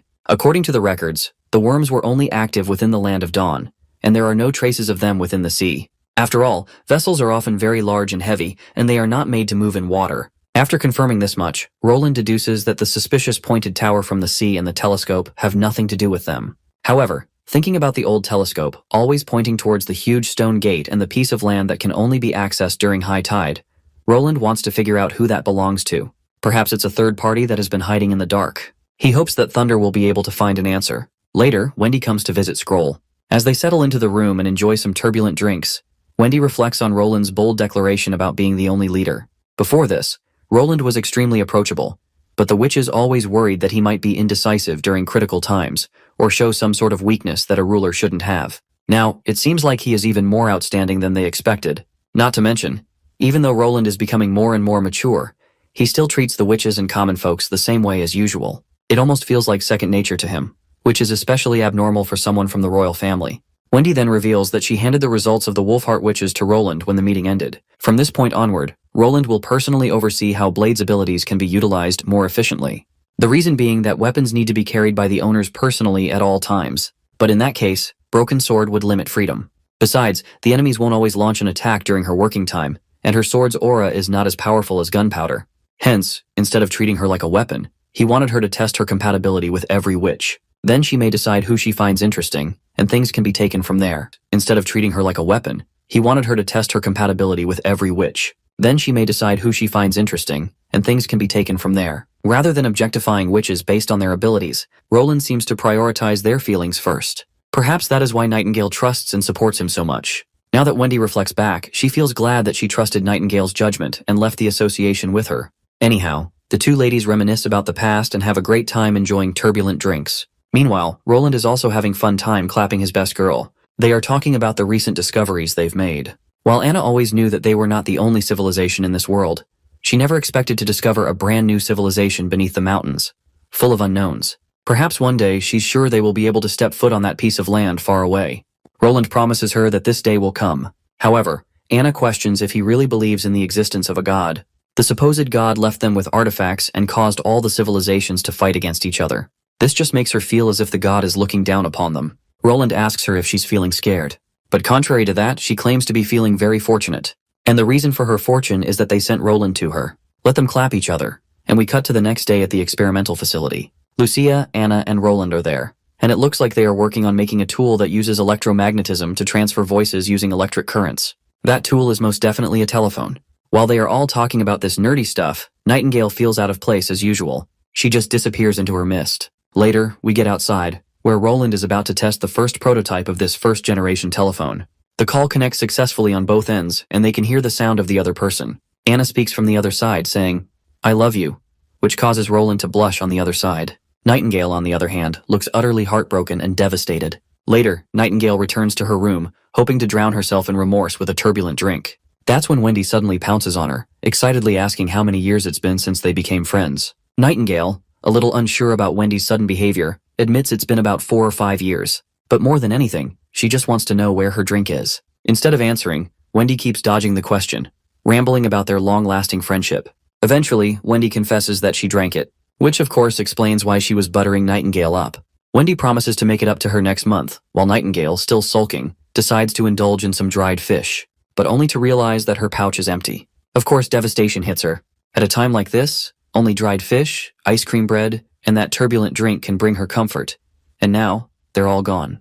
The scene transitions to the southernmost region. The land is covered in sand, with only Silverstream Valley having some oases. Over 90% of the main population resides there. At the largest oasis stands Iron Sand City, the only city in the southernmost region. Iron Sand City is ruled by 6 great clans, but their positions aren't inherited. One can only earn a place among them through power and ability. Furthermore, they must accept any challengers. To prevent utter chaos, the clans established a system where individuals can fight for victory, known as the Holy Duel. And it seems Iron Axe has arrived, aiming to snag his positions as one of the clans first. The night is young as we cut to Skull Tavern. Inside, we meet a small clan's patriarch, Tullum. One of his lackeys rushes in, informing him that there are visitors, one of whom looks very familiar. Tullum orders his men to let them in but reminds them to take their weapons and wear divine stones just in case. Finally, the unknown visitors step inside.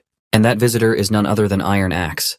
Tullum recognizes him instantly, and the feeling is mutual. Iron Axe hopes this bald bastard has figured out why he's here today. Tullum, of course, already seems to know. The scene flashes back to the past, revealing that this very bastard was involved in Sister Echo's downfall. Yet, instead of being phased, Tullum smugly warns that the Iron Whip clan, Iron Axe's sworn enemy, is stronger than ever. But Iron Axe isn't intimidated. If anything, he's relieved. He was worried they'd been chased out of Iron Sand City by some other challenger or, worse, wiped out entirely. Tullum scoffs, reminding him that confidence means nothing without strength. At the end of the day, Iron Axe is just digging his own grave. Even if a goddess was born within the Asha clan, they'd still struggle to match the Iron Whip clan. Those who were exiled are long dead, and to Tullum, Iron Axe isn't even a threat worth considering. That's precisely why Iron Axe came to see this bald bastard. But something doesn't add up. 8 years ago, the Iron Whip clan was just as formidable as the Osha clan. As challengers, they had the chance to enter Iron Sand City. So why did they choose to become watchdogs instead? Only clans that secure their footing in one of the 4 oases surrounding Iron Sand City earn the right to challenge the 6 great clans. The younger clans constantly battle in these small oases, lands with no rules, no restrictions. That's why they're called the Lands of Blood. Watchdogs, on the other hand, are challengers who've given up the right to initiate holy duels. They act as shields for the top-ranked clans. Though they can't enter Iron Sand City, they enjoy comfortable lives with access to water and food. Iron Axe, however, promises that things can change. If Talum pledges his loyalty to Lady Drow Silvermoon, who is Sister Echo, he'll have the chance to touch the walls of Iron Sand City again. Talum bursts into laughter, not taking Iron Axe seriously. The idea that Iron Axe wants this little girl to become the new matriarch and initiate a holy duel is utterly hilarious. He has no intention of betraying his clan or fighting the watchdogs just so Iron Axe can enter the city. Instead, he issues a veiled threat, demanding something in exchange for keeping Lady Drow Silvermoon's whereabouts a secret. If Iron Axe doesn't pay up, Talum can sell the information to his clan and be handsomely rewarded. They'd love nothing more than to capture and torture a goddess from a past enemy clan. Before Talum gets too ahead of himself, Iron Axe tells him to calm down. He already knows what a coward this bastard is. He never expected Talum to fight the watchdogs in the first place. More importantly, Iron Axe didn't return just for revenge against the Iron Whip clan. He came back to challenge the 6 great clans and make the Asha clan the rulers of Iron Sand City. That bald bastard starts sweating. Iron Axe wants to defeat all 6 great clans and take over the city? Panicking, Talum raises his hand, signaling his men to attack. All his goons immediately lunge at Iron Axe. Too bad for them. They just stuck their hands in the devil's maw. The so-called Lady Drow Silvermoon, accompanying Iron Axe, turns out to be Ash, actually. With a single punch, she sends Talum's men flying out of the tavern window. Chaos erupts, and more thugs storm in through the front gate, only to become victims of Ash's wrath. The bald bastard is bewildered as to why this witch isn't being suppressed by the Stone of Divine Judgment. It seems Ash is using pure strength to handle these bastards. Iron Axe finally makes his move, forcing the bastard to surrender. With that, the fight is over, and the tavern is completely under their control. Iron Axe hopes that after this hard lesson, the bastard will finally talk. But Talum believes it doesn't matter whether he helps Iron Axe or not. They've already been exposed. The watchdogs in the city are backed by the Iron Whip and Cut Bone clans. Even if he gathers all his men, he believes fighting against the warriors of the larger clans would be impossible. It's in Iron Axe's best interest to leave now, before he dies unnecessarily. Iron Axe, however, makes it clear that he's not backing down. Besides, the watchdogs won't be a problem. Talum finally starts to understand the situation. He has a hunch that the only reason Iron Axe wants him is to challenge the great clans to holy duels. His power clearly comes from places beyond the southernmost region. Meanwhile, outside the main city's territory, we meet the First Army, who's finished setting up their cannons. Under the command of the platoon leader, the soldiers begin bombarding the enemy ahead. As the cannonballs hit, those poor souls caught in the firepower are torn apart. Talum, on the other hand, is absolutely stunned by the massacre. With no clue about firearms, he wonders if this is some sort of divine fire from the heavens. As far as he's concerned, there's no way this power belongs to Iron Axe. He's dying to know who Iron Axe serves. Iron Axe finally reveals that he serves a merciful ruler and is on a mission to bring peace and order to the Mojin people. But Iron Axe is also aware that lowlifes like Talum will never accept this new order. The Oases raised the people of the Sand Nation, but also imprisoned their thoughts. To survive, they started killing and harming each other. The oasis that should create life has been drenched in blood. As for the watchdogs, they were clearly created to protect the power of the great clans, and they caused the common folk to suffer in the desert. To Iron Axe, this is nothing but stupidity. Talum, however, reminds Iron Axe that he must be aware of the reasons they've been living this way, especially since he was born here. The oases can't contain everyone, so they must kill and steal. The Mojin people will never escape the desert unless they have the power to overthrow Grey Castle. Whether they choose to collaborate or surrender, only death awaits them. The Northerners will never trust them, and the Blackbone and Sandstone clans prove this point by teaming up with Garcia. To obtain fertile land, those two clans decided to serve Queen Garcia of Clearwater. But after all that, they got nothing. Rumor has it that they took some strange pills, and their bodies melted into nothing but mush. The land they were promised was nothing but an empty lie. Iron Axe admits he used to believe the Northerners would never trust them, but what he's seen so far tells a completely different story. Suddenly, the watchdogs from the city march toward the commotion caused by Iron Axe and Ash. Of course, all these guys are nothing more than vulnerable rats when faced with Roland's modern weapons. Once the cannon fire stops, all that's left are the remnants of the watchdogs. Talum is absolutely boggled by the sight. He thought there were supposed to be more than 2,000 of them, but not a single one remains. Iron Axe tells the bastard to just ask his clan members to put out the fire because the small oasis has finally been seized. Sister Echo makes her grand debut. As soon as Talum sees her, he bows his head in submission. In the name of 3 gods, he promises that he and his clan will serve her wholeheartedly. From this day forward, she will be the matriarch of the Osha clan. The scene transitions to Carl Bloodwhip, the patriarch of the Iron Whip clan. His blood boils when he learns what happened at the oasis. He calls the whole thing about divine fire complete nonsense. But his soldier confirms that he went to the camp at the oasis, and the reports seem to be true. After suffering the divine fire, the camp is in ruins, and black pits everywhere, bodies blown apart, plastered against the walls. It's as if a massive sandworm or burrowing scorpion attacked the camp and tore everything apart. All the soldiers in the camp perished, while the few who managed to escape tried to fight back. but they were defeated before they even saw the enemy. Carl is sure the idiots must have been ambushed and wiped out.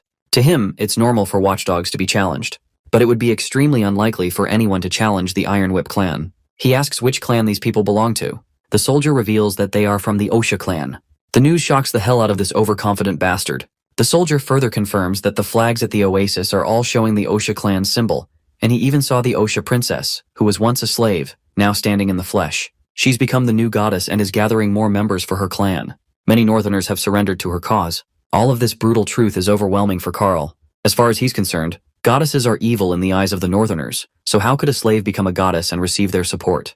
It seems like this bastard isn't ready to give up yet. In his eyes, even if the Northerners have better weapons and more people, when it comes to duels, the Mojin people are the bravest warriors. He wants to show them what true despair looks like. Suddenly a soldier barges in and claims that the Osha clan has sent a gift. Later, when Carl goes to take a look, the gift box looks like a coffin. As the soldiers pry out the nails of this large coffin, they find another fancy coffin inside. Seeing this, Carl almost laughs. He was expecting something far scarier, like a head, an ear, or even human skin. After all, this is Iron Sand City. Anyhow, the bastard swings his axe, aiming to shatter the coffin into pieces. His hit lands, but instead of shattering, the coffin explodes, taking down everyone in the room. With that, the Iron Whip clan has been wiped out. We then cut back to the time when Iron Axe filled that coffin with white powder, flint rocks stuck to the edges, and a fuse connected to the lid. With the help of one of the witches, they made the coffin lightweight. Now, whether the coffin was opened by force or naturally, only thunder and flames awaited them. Once Talim learns how Iron Axe wiped out the Iron Whip clan without a duel, he questions the audacity of such an act. How could Iron Axe do this without a proper duel? Iron Axe then reveals that it was all Lubaka who tainted the name of the holy duel and disrespected the three gods. And as someone who doesn't even deserve to be a human, Lubaka doesn't deserve fairness either. For someone as despicable as him, there's no point in being cautious. He should just be crushed. But Talim questions if Lubaka hadn't opened the coffin or destroyed it, would it have been a failure for Iron Axe? Iron Axe knows Lubaka too well. The guy loves chaos and destruction. Murdering others is second nature to him. It's extremely easy to predict his reactions. That coffin was just a starter. Even if Lubaka manages to dodge this one, there are more gifts waiting for him. However, Iron Axe doesn't believe the three gods would protect traitors. Tolim once again promises to follow the vow he made to the three gods, serving the Osha clan with all his heart. Through the listening sigil, Sister Echo delivers the transmission of her victory to Spear Passy, who then passes it on to Nightingale in Roland's office. The Iron Whip clan has been wiped out, and Echo offers her thanks for Roland's support. Roland instructs Spear Passy to tell Echo to continue with the plan. With that, the transmission ends, and Nightingale returns to her comfy couch to get some rest. The reason the transmission went through Spear Passy, and Roland depends on Nightingale to deliver the messages, is because sigils only work if imbued with a witch's magic. Since sigils have limited range, Spear Passy served as the middle person, delivering the transmission to Sister Echo. Though this method isn't perfect, it's far better than communicating through pigeons, which takes weeks to travel. Roland feels sad that he can't develop a more convenient method of communication, since sigils require magic to function. However, the first ever telephone line in the Western region is about to be installed, stretching all the way to City Hall. The second and third lines are already in planning. Having electric poles would consume too much energy and could easily be damaged by snow and ice. Therefore, it's wiser to lay the cables along the mountain ranges. Lotus can sink the cables into the ground, making it both convenient and safe. After the defense line is set up in the mountains, Roland plans to install more cables to maintain communication with the front line. For the defense line, Roland also plans to create underground tunnels for military purposes, and they may even need these tunnels to connect to the underground palace. Suddenly, Roland notices a massive explosion in the city through his window. Nightingale appears right away and urgently cautions Roland to stay inside the palace. Later, Sister Moon rushes to Sister Lily and reveals the explosion at the academy. Lily seems uninterested, as she needs to focus on her studies. Moon, on the other hand, tries to grab her attention by talking about the huge explosion and the fire surrounding the area. Lily dismisses it as some idiot messing up in the laboratory causing an explosion. After all, something like this has happened before, and Roland had scolded Kyle Sichi a lot for that. Moon is very offended that her friend doesn't seem to care about Neverwinter City. Lily simply pushes Moon away, continuing to peer into her microscope. As far as she's concerned, leaving the professional stuff to the professionals is the right thing to do. Let her do what she's doing, because this is also important for Neverwinter City. Of course, this gives Sister Moon a chance to slap back with a jab of her own. Teasingly, she reminds Lily that while Tilly had achieved nothing after peering into the microscope for so long, Lily used her electromagnetism to help Roland bring light to the dark. Now people can work at night without trouble. She continues to tease, reminding Lily how everyone is contributing to the city. Eventually, Lily agrees to investigate the cause of the explosion. So they and a few other witches head to the site of the incident. The area has already been restricted by the officials, and the building has been evacuated. Since nobody is inside, they sneak into the building using one of the witch's abilities, the one who used to work for the church. The art of the series has been changed, though I don't know if it was for better or worse. The background art has gotten more detailed and colors are very vibrant, but the character design now looks a little off. Eventually, the witches reach the site where the explosion happened. Summer uses her magic powers to create a hologram, revealing a classroom brimming with life as the students chatter in the class. However, it's not all sunshine and roses in this classroom. A few bullies are picking on a little girl, but another girl steps in to protect her. The bullies latch onto the protective girl, but the girl, strong and confident, manages to fight her way free, kicking the bullies down one by one. But her luck runs out when she's struck hard on the head, causing blood to pour from the wound. The pain triggers a surge of anger, and the girl's powers explode in a violent outburst, awakening her magic in a fiery burst. When a witch first awakens her powers, all the magic within her condenses, and the backlash can cause great pain. This often leads witches to use their powers unwittingly, exposing themselves to danger. Awakening in public is a death sentence. Summer's hologram shows the girl trying to regain control of her powers, managing to suppress her anger and grab her friend's hand.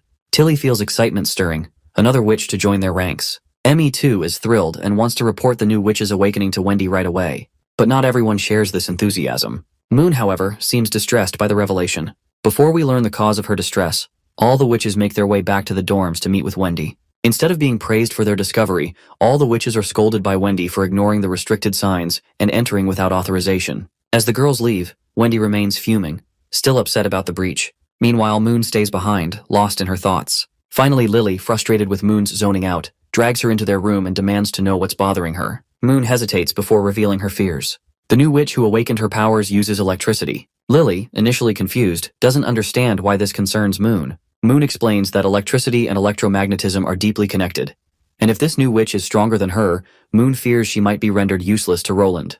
Lily laughs aloud at what she sees as Moon's silly and shallow thinking. She reassures Moon that Roland would never abandon her, no matter how powerful the new witch becomes. Then something clicks in Lily's mind.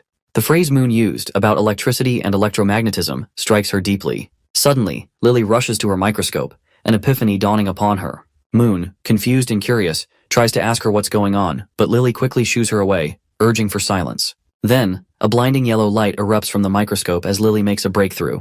Later, we see Baroff and Scroll meeting Roland to report on the recent classroom incident. Thankfully, no one was critically injured, though 3 students suffered broken bones while trying to escape the blast.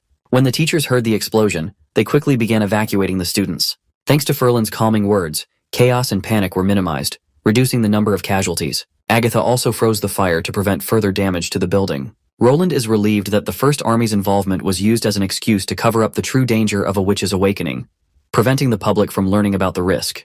Baroff then reports that the conflict between the children is related to regional tensions that need to be addressed. One child came from the southern region, while the other hailed from the eastern region. Timothy, in charge of Valencia City in the eastern region, hasn't surrendered yet. The children wouldn't have been discussing this if the adults hadn't been mentioning the city of traitors in front of them. Baroff believes the parents of the children involved in the conflict should be punished, and anyone discussing betrayal or traitors should be strictly forbidden. This way, similar incidents can be prevented before they escalate. As for the issue of witches awakening, Baroff suggests writing it into law to prevent further public unrest. That way, they can avoid potential conflicts and keep the awakening a secret. Hearing this, Roland acknowledges Baroff's growth over the past 2 years. His ability to trace the root cause of the problem is commendable, but Roland still feels that making this a law is not the right move. He believes that simply legislating it won't stop the fear surrounding witches' awakenings. If the law contradicts public sentiment, it will only expose hidden issues. Scroll speaks up, noting that Neverwinter's citizens come from all over Grey Castle, so it's natural for there to be various conflicts. Banning things just because they happen once would only complicate matters. Guiding the masses and teaching them what's right and wrong seems like a better approach than imposing blanket bans. As for the issue of witches' awakening, Scroll suggests seeking Agatha's input. Tequila, home to many awakened witches, might have valuable insights into managing the situation. Roland decides to mask the incident as a simple physical conflict between students. The student who injured the witch with the chair will be required to pay medical bills, while those injured in the explosion will be compensated by the witch union. The school building will be repaired by City Hall, and classes will resume as soon as possible. As for the whole ordeal, Roland plans to handle everything as Scroll suggested. Proceeding to the next topic, Roland inquires Scroll about this new witch. Scroll gives her name as Sharon and questions if Roland wishes to meet her. Roland decides to postpone the meeting with Sharon, suggesting she should be given a few days to rest and recover from the recent incident.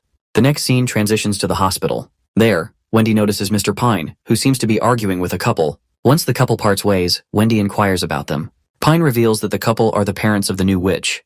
They were worried about leaving their daughter here by herself, so they asked if they could take her home. But when Pine heard that Roland wanted her to stay, they changed their minds immediately. They even started thanking Roland for taking care of her. Since Wendy is here to deliver food to Sharon, she asks Pine to show her the way. Later, Roland meets with Phyllis and Agatha.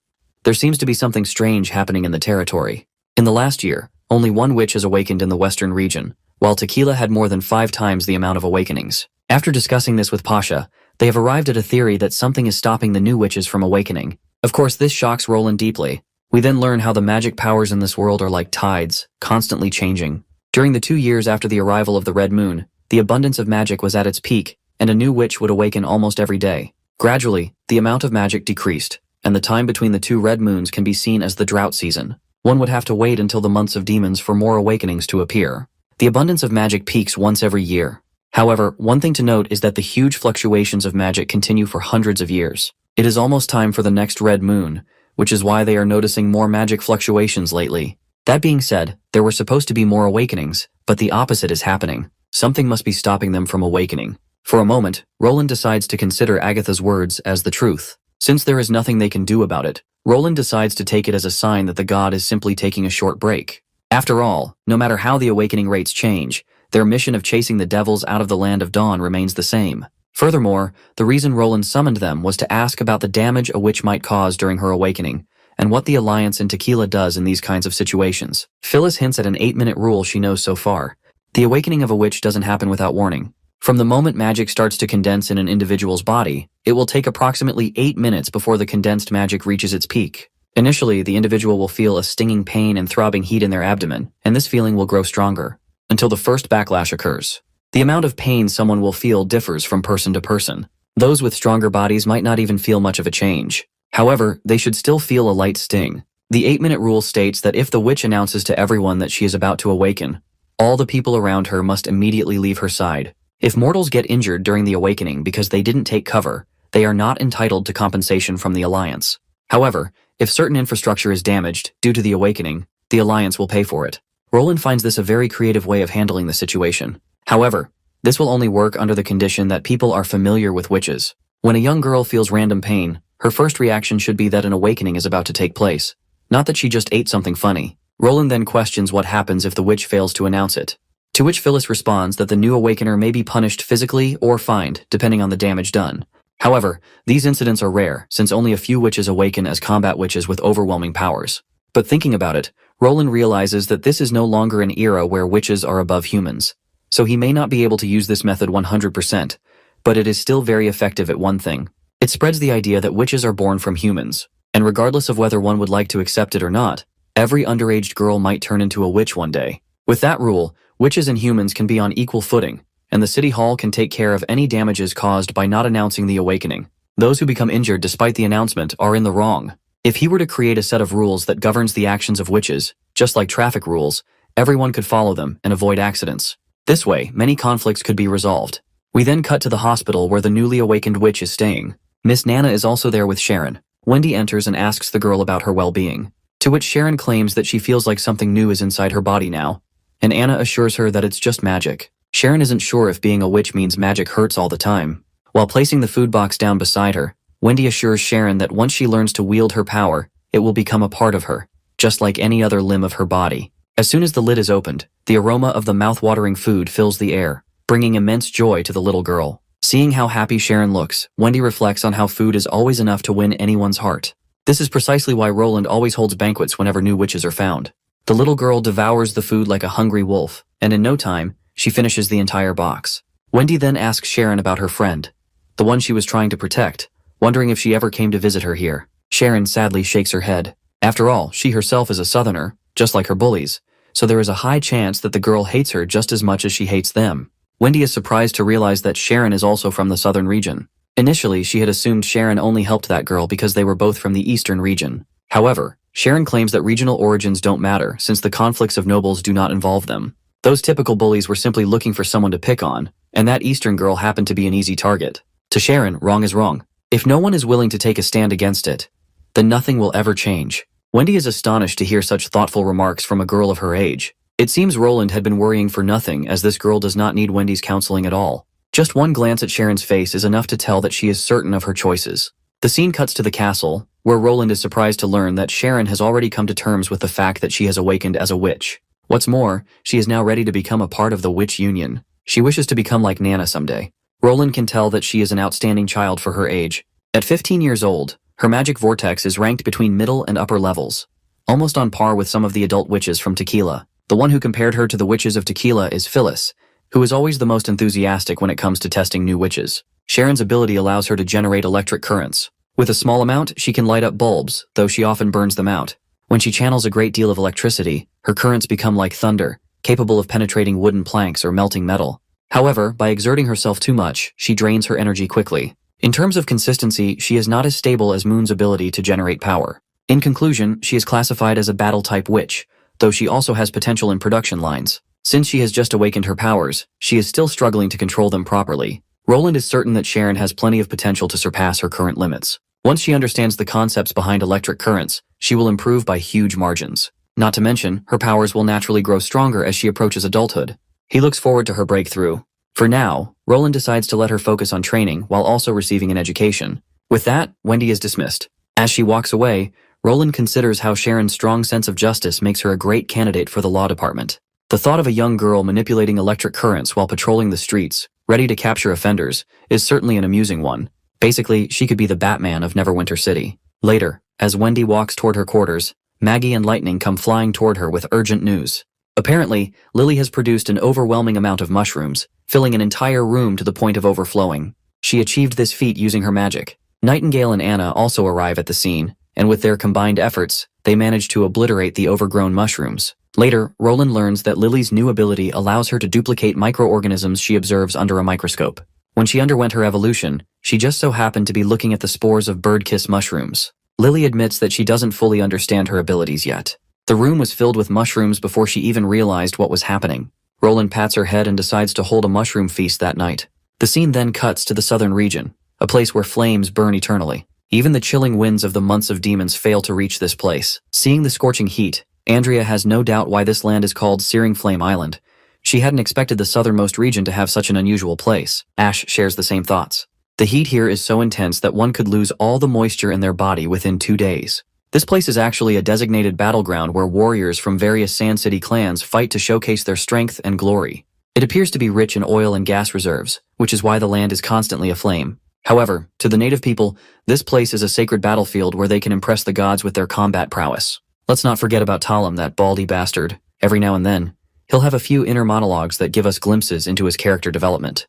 Every time he hears Roland's name, he grows increasingly curious about what kind of person he really is. Regardless, Talim is also very grateful to Roland. It's because of Roland that he is able to stand in the arena for the holy duel once again. As soon as they enter the arena, the onlookers begin throwing insults at the Osha clan, calling them cowards, and throwing colorful remarks that would make anyone itch.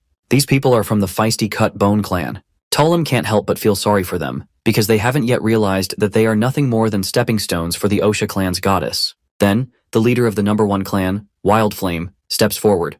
His name is Changuz the Burning. He requests the leader of the Osha clan to step forward, and Our Lady gracefully obliges. Since this is not the first time she's participated, Changuz is positive that she's well aware of the rules. He reveals that the Cutbone clan will have 22 contestants. All she has to do now is choose a weapon for her warrior. Surrendering or forgoing a battle is allowed. However, she cannot betray the vows she made in front of the 3 gods. The battle will end when only one person is standing, and the winner will earn the right to enter Iron Sand City. If she's ready, they can begin. At that, Ash steps forward, a giant weapon in hand. Talim quickly reminds her that she cannot bring her own weapon into the duel. This is for fairness' sake. In response, Ash lodges her giant sword into the ground and eyes the weapons laid out in front of her. Before picking one up, she asks if there's any rule regarding one weapon per person. Talim reveals that she can carry more than just one weapon if she's capable of handling them. At this, Ash picks up a shield for her left hand, to defend, and a giant hammer-like weapon for her offensive stance, something that suits her personality perfectly. Seeing how effortlessly Ash handles the massive weapons, Talim is sure that the Bone Clan is about to get boned. Andrea is ready as well. She grabs arrows, selecting precisely 22, one for each participant, as there are 22 people they will be fighting against in the duel. With that, Ash, Andrea, Iron Axe, and the goddess are ready to face their opponents. Seeing how only 4 of them are going up against 22 people, Talim can't help but comment on the odds. But Ash reminds him that there were no instructions telling them to match their number of participants with the opposing team. So for her team, 4 members is more than enough to fight against 22 people. Someone quotes one of the rules, stating that the number of warriors allowed from each clan must be between 15 and 30. Furthermore, the number of participants from the challenging clan should not exceed that of the challenged clan. That means if the opponent sends out 22 warriors, Osha would be allowed to send no more than 22 warriors as well. The right move would be to send out an equivalent number of participants, especially considering the fact that the Grey Castle warriors look short and frail and don't seem brave enough. Changas then asks the Osha clan members one last time if they really plan to send only 4 members. Ash boldly responds, and we already know what her answer is. She then turns to the bastards about to face her and wonders if these shitheads have prepared their wills in advance because she won't guarantee anyone will be left alive. The opponent can tell that this woman is gutsy, but they're not sure if her smug attitude will actually help in the battle about to unfold. It looks like we're about to find out since Changus finally commences the holy duel between Osha clan and Cutbone clan. The enemy warriors charge at our party with full-on bravery. But soon enough, Sister Echo begins to sing her lullaby, catching everyone present off guard. Her song starts messing with the enemy's heads, making them massacre each other. Talim can do nothing but watch in awe at Sister Echo's might. Next, Andrea makes her move. She launches a bunch of arrows with her bare hands, taking down all the bastards in one go. Talim is once again boggled as to how the hell did she fire arrows with just her hands. And to top it off, every single one of them hits the enemy right over the collarbone with precision. Sister Echo changes her song to match Ash's ferocity. Ash charges at her opponent like a hungry beast. And with her sheer fighting will combined with Sister Echo's energizing song, the battlefield starts to feel like thousands of soldiers are marching. Ash, embodying those 1,000 soldiers, begins massacring the poor guys with her hammer. Then, one bastard prepares to launch an arrow infused with the Stone of Divine Judgment. But before that arrow can do any harm to Sister Echo, Iron Axe snatches it mid-air like the absolute gigachad he is. Talim, once again, is losing his freaking mind. And just like that, all the enemy soldiers are down on the ground, injured but not dead. One bald bastard suddenly starts preaching at the top of his lungs, rallying his wounded brothers back to their feet.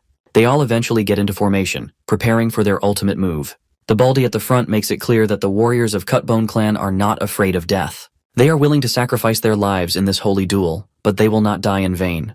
The Holy Mother is not a murderer. She respects bravery and power, and she praises the mercy of the strong. Ash finds it laughable that these puny guys think they can win with just their conviction. To prove how utterly wrong they are, she alone begins pushing back all 22 enemies with her sheer power. Seeing this insane display of raw strength, the audience erupts in cheers, all rooting for Ash. Behind Changus, a hooded woman cracks a smile after witnessing such an interesting sight. As Ash starts getting tired against the 22 jacked bald dudes, her friends step in to back her up, giving her the much-needed strength to keep going. Finally, all the bald bastards begin to struggle. The audience erupts into another round of jubilation, and eventually, every single one of them gets pushed back, scattering around like knocked-out bowling pins. Later we cut to Iron Sand City. In the training arena, that same hooded woman, whose name is Lorgar, is blowing off some steam, punching the sandbags with her mutated hand. Changus arrives at the training grounds, where he learns that Lorgar, the same girl from before, has been relentlessly training since morning. He proceeds to go inside, but the guard outside humbly suggests that he shouldn't, as she doesn't want to be disturbed. But since the guard knows he can't order around the patriarch, he swallows his words and pretends he never said anything. So, the old man steps inside anyway. Watching her train, he feels glad that Lorgar is becoming more and more serious about her duties. Once he himself is defeated in the platform of Searing Flame, she will be next in line to take his seat as the patriarch of the Wild Flame clan. The hit she just landed on the sandbag could easily rip an ordinary human in half. He finally speaks, teasing her for how competitive she's becoming after seeing Osha clan's performance. He can clearly tell that his daughter has set her sights on the formidable warrior Ash, because his daughter does not want to give up her title as the greatest one-on-one combat fighter. She's a little annoyed that Osha clan won't challenge them for a while, especially since their main goal for entering Iron Sand City has been accomplished. Her father also agrees with her. If Osha clan truly wants to become the rising clan of Iron Sand City, they'll have to take care of a lot of miscellaneous matters first before they can find their footing inside the city. Man, I'm hating this arc. This is exactly why I'm gonna skip a lot of their random bullshit jibber-jabber. Just as these guys are talking about how Osha clan won't challenge them for a duel anytime soon, their expectations get subverted when a guard reports that Osha clan has requested another holy duel. It's only been a day since they won the duel and earned the right to move into Iron Sand City, so Changus has no idea why they're already going for another fight. Lorgar questions the guard about which clan Osha intends to challenge next. The guard answers that it's the Sandstorm clan, which is currently ranked 4th. Changus asks if they've moved into Iron Sand City from the Oasis. The guard reports that they have refused to move. Of course, this gets the patriarch and his daughter thinking about their next move. Regardless, Lorgar seems even more interested in Osha clan after their unexpected decision. The next scene takes us at the Searing Flame Island battle arena, where Ash is seen beating the hell out of a sand golem. And with her last opponent down, she wins the match. Cut to Skull Tavern. The entire place is buzzing with people narrating Ash's exploits. They are amazed at how she obliterated her opponent with just a single punch. And this wasn't just anyone, her opponent was Sandra Sandraine, the so-called goddess of the Sandstorm clan. Sandra had the ability to turn sand into armor and attack her enemies by manipulating gravel. But the fact that Ash defeated this monster in one punch is just insane. What's even more unbelievable is that while Osha clan is dominating their challengers, there have been no reported casualties in any of the battles. Either the opponents suffered injuries to their shoulders or knees, or they were simply knocked unconscious. Turns out Osha clan also defeated the Blackwater clan, which is a huge well-known clan infamous for its recklessness and cruelty. Compared to the previous two duels, that particular fight was much bloodier.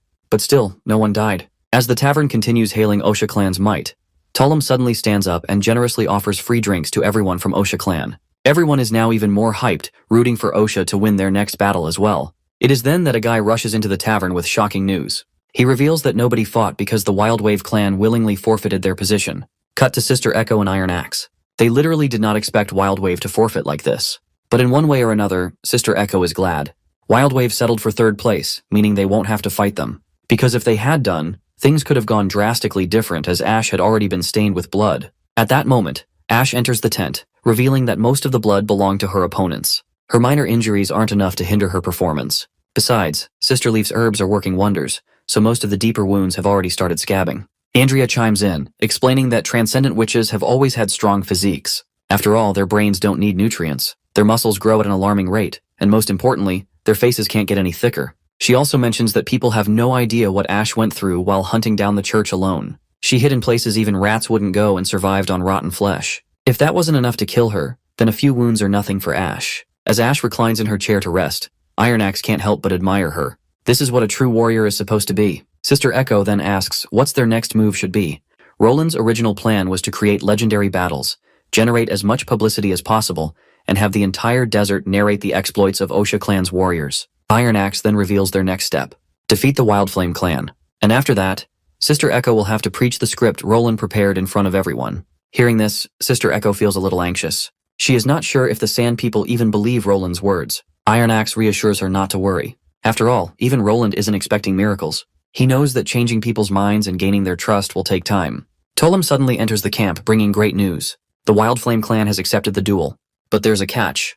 They have specific conditions on whom they wish to fight. Apparently, the third princess of the Wildflame clan, Lorgar, has personally requested a one-on-one duel with Lady Ash. The news spreads like wildfire. A massive crowd camps near the Searing Flame arena.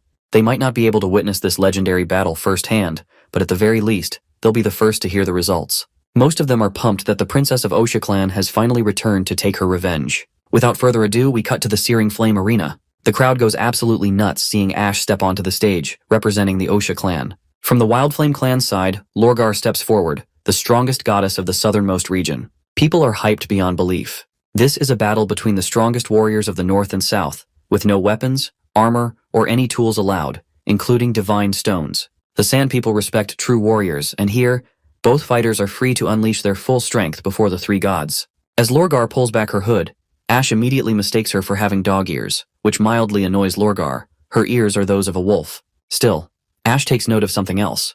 Lorgar isn't wearing any shoes, even though the ground beneath them is scorching hot. Lorgar claims that Mojin people are not afraid of hot sand, but Ash can see through her bluff. It's clear that this girl is struggling even if she won't admit it. Ash then calls her out for her use of magic. She finds it interesting that Lorgar is maintaining her transformed form at all times. Has she simply grown used to the constant mana consumption? But Lorgar denies knowing what Ash is talking about. She claims her transformation is the result of a sacrifice she made to receive power from the three gods. She can no longer return to her human form. She can only live her life as half human, half beast. And now, Ash finally understands why she kept herself cloaked before stepping into the arena. She didn't want others to see her true form. She only reveals herself on the battlefield. For a moment, Ash wonders if she could distract Lorgar by offering her a bone. Maybe her fighting ability would drop significantly if she got tempted. After all, this trick always works on Maggie. But enough of this chit-chat. The battle begins. Inside Changuz's mind, he reflects on Lorgar's transformation. After becoming a goddess, she fell in love with fighting and grew stronger every day. For 5 years, no one has dared challenge the Wildflame clan because of her. But constant battles have gradually changed parts of her body into that of a wolf. Even when she isn't using her power, she remains this way. She will never be able to live the life of a normal girl. No handsome warrior will ever fall for her. This is why the Wildflame clan must win. She has to become the matriarch. Only then will people stop talking about her appearance. As soon as the match begins, Lorgar lunges at Ash, transforming her hand into a wolf's claw. Their fists collide, sending shockwaves through the air from the sheer pressure of their strength. It's clear both fighters are enjoying this, and they have no intention of backing down. Ash manages to push Lorgar back and comes crashing down like a meteor. But the hit doesn't land and Lorgar simply steps aside. Lorgar retaliates, launching herself forward with a devastating kick. Ash catches her leg midair and squeezes with such force that it sends sharp pain through Lorgar's body. But Lorgar quickly retaliates, breaking free from Ash's grasp. She immediately counterattacks, but Ash dodges and follows up with a series of punches. Lorgar blocks most of them, but Ash lands a solid hit to her forehead, causing it to swell. Then, Ash delivers a devastating kick, sending Lorgar crashing to the ground. The spectators are in awe, watching their so-called goddess get effortlessly beaten. But just as Ash prepares to finish her off, something changes. Lorgar begins transforming again, this time into something more monstrous. A moment later, she has completely turned into a massive beast. Ash is stunned, and the crowd is too holding their breath. The beast pounces at Ash. She quickly dodges, but it doesn't stop. Lorgar is relentless, her speed now comparable to the soldiers of divine punishment. Ash is pushed back as the beast continues throwing one strike after another. Sister Echo starts worrying, but Andrea reassures her. Ash is good at handling damage. Something like this isn't enough to take her down. She then explains the brutal training methods they used in Tequila. It's a method that forces witches to stay in the zone by constantly consuming magical power. Roland finds this method outdated and inefficient. He believes that if witches have time to train like that, they should use it to study how muscles and bones convert chemical energy into mechanical energy instead. But for Ash, who isn't the most intelligent, the inefficient method suits her perfectly. Now that Ash is done taking damage, it's time for her to fight back. She pulls off her pants belt out of the blue. The beast is totally confused by this unexpected move. The onlookers are just as confused as Lorgar. They have yet to figure out what kind of weapon is that. Besides, weapons are forbidden in this duel. Breaking that rule would only bring Ash humiliation. But Ash simply tosses the belt onto the ground. The moment it lands, the ground beneath it shatters. These belts weren't just accessories, they were restraints. And now Ash is finally removing them to unleash her full strength. Agatha had given her this transcendent training. She had ordered Ash to suppress her powers, consume her magic, and keep these constraints on her body until the day she truly needed that extra power. And now that the restraints are gone, Ash feels a surge of power unlike anything before. She clenches her fists and then launches herself at the beast. Lorgar, still in her monstrous form, retaliates with a furious counterattack. Her tail swings violently, creating a literal tornado that sends the onlookers into a frenzy. Meanwhile, Ash is airborne, descending at the speed of a bullet. Blood splatters as she drills her fist straight into Lorgar's eye. She wants Lorgar to surrender now that she's been roughed up enough. But Lorgar refuses to back down. She retaliates with a devastating blow that sends Ash flying. The beast looms over her, towering like an unstoppable force. The crowd watches in awe as the battle has reached its critical point. But Ash forces herself to stand, battered but unfazed. In fact, she seems even more fired up, eager to keep going. She can feel that she's stronger than she was last year. Clenching her fist again, she targets Lorgar's injured eye. This time she channels magic into her other fist. But before she can strike, Lorgar blocks her attack. The magic within Ash is surging faster than ever before. Despite the heavy blows she's taken, her arms feel stronger than ever. If this were the past, she would have already been obliterated. Her ribs shattered, her organs ruptured. But now all she feels is pain. No numbness, no weakness. Ash presses forward. With some slick acrobatics, she lands a powerful kick to Lorgar's leg. A sickening crack echoes through the arena as the beast collapses to the ground. But Lorgar, stubborn as ever, forces herself up on 3 legs. Her father, seeing this, orders her to forfeit. But Lorgar's fighting spirit hasn't dimmed. She is still ready to battle. And Ash, though standing, is in no better shape. She admits her body is in agony. Her organs feel like they're no longer in their proper places. However, humans can move with 2 legs while wolves cannot. Now that Lorgar has lost an eye and a leg, her mobility is crippled. No matter how strong she is, she won't be able to land a hit. Ash considers finishing the job, taking out Lorgar's other eye. That way, she'll have no choice but to surrender. Her lost limbs and injuries wouldn't be a problem. If Ash can drag her back to the western region, Nana could heal her in no time. The stage is set. It's do or die. But before the battle can escalate further, a massive shadow looms over them. A giant eagle swoops down and slams into Lorgar, pinning her to the ground. The beast shrieks as it presses down, causing Lorgar immense pain. This isn't just any bird, it's a hybrid demonic beast. Ash's eyes narrow. She doesn't care what happens in a duel, but she won't stand by and let a witch be attacked by some random monster. Without hesitation, she dashes forward, ready to take it down. Before we witness the epic clash, the scene shifts to a moment earlier, before the 4-winged eagle descended upon the arena. Just outside the searing flame arena, eager spectators had set up their tents. A commotion stirs, drawing them out of their shelters. When they look up, they see the monstrous eagle circling in the sky. The beast is heading directly for the arena. One man, sensing that things are about to go south, immediately jumps onto his horse and rides toward the battleground. Back in the arena, chaos erupts. People scramble to evacuate, desperate to escape the brutal fate that Lorgar just endured. Ash rushes to intercept the monstrous eagle before it can cause more harm. Echo begins to sing, her voice cutting through the chaos, trying to calm the panicked crowd. Andrea, meanwhile, pulls out her massive gun. With deadly precision, she fires. The bullet rips through the beast's foot, obliterating it on impact. The eagle screeches in pain, finally releasing Lorgar and Ash. Iron Axe commands his soldiers to open fire. As arrows and bullets fly, Lorgar begins reverting back to her original form. Ash rushes to Lorgar, asking if she's alright. Lorgar reassures her, claiming she won't die. But Ash isn't comforted. One side of Lorgar's chest is caved in, and she can even see broken bones protruding. The monstrous eagle, however, isn't done. It dives back toward Lorgar. But Ash is quick, grabbing Lorgar and jumping out of the way. The eagle scoops up two guys, tossing them toward the arena. Andrea is also struggling to land a shot, because the creature is quick, dodging each of her attacks with surprising intelligence. Then Hummingbird steps forward. Through her magic, she makes the two humans light enough to fall gently to the ground, saving them from a deadly descent. Ash realizes that this demonic beast has come for the witches. They have very limited firearms, and Ash isn't sure how to proceed. Lorgar, however, insists that Ash throw her into the air. Ash is not sure what to make of this unusual request of her, but Lorgar insists again that Ash throw her up. It's their only chance to catch the monster. Ash fears the failure and the consequences, but Lorgar isn't afraid of dying. She believes a warrior's best end is on the battlefield, fighting to the last moment. She's honored to face someone as formidable as Ash. Ash understands the warrior spirit in Lorgar, but assures her that this won't be their last duel.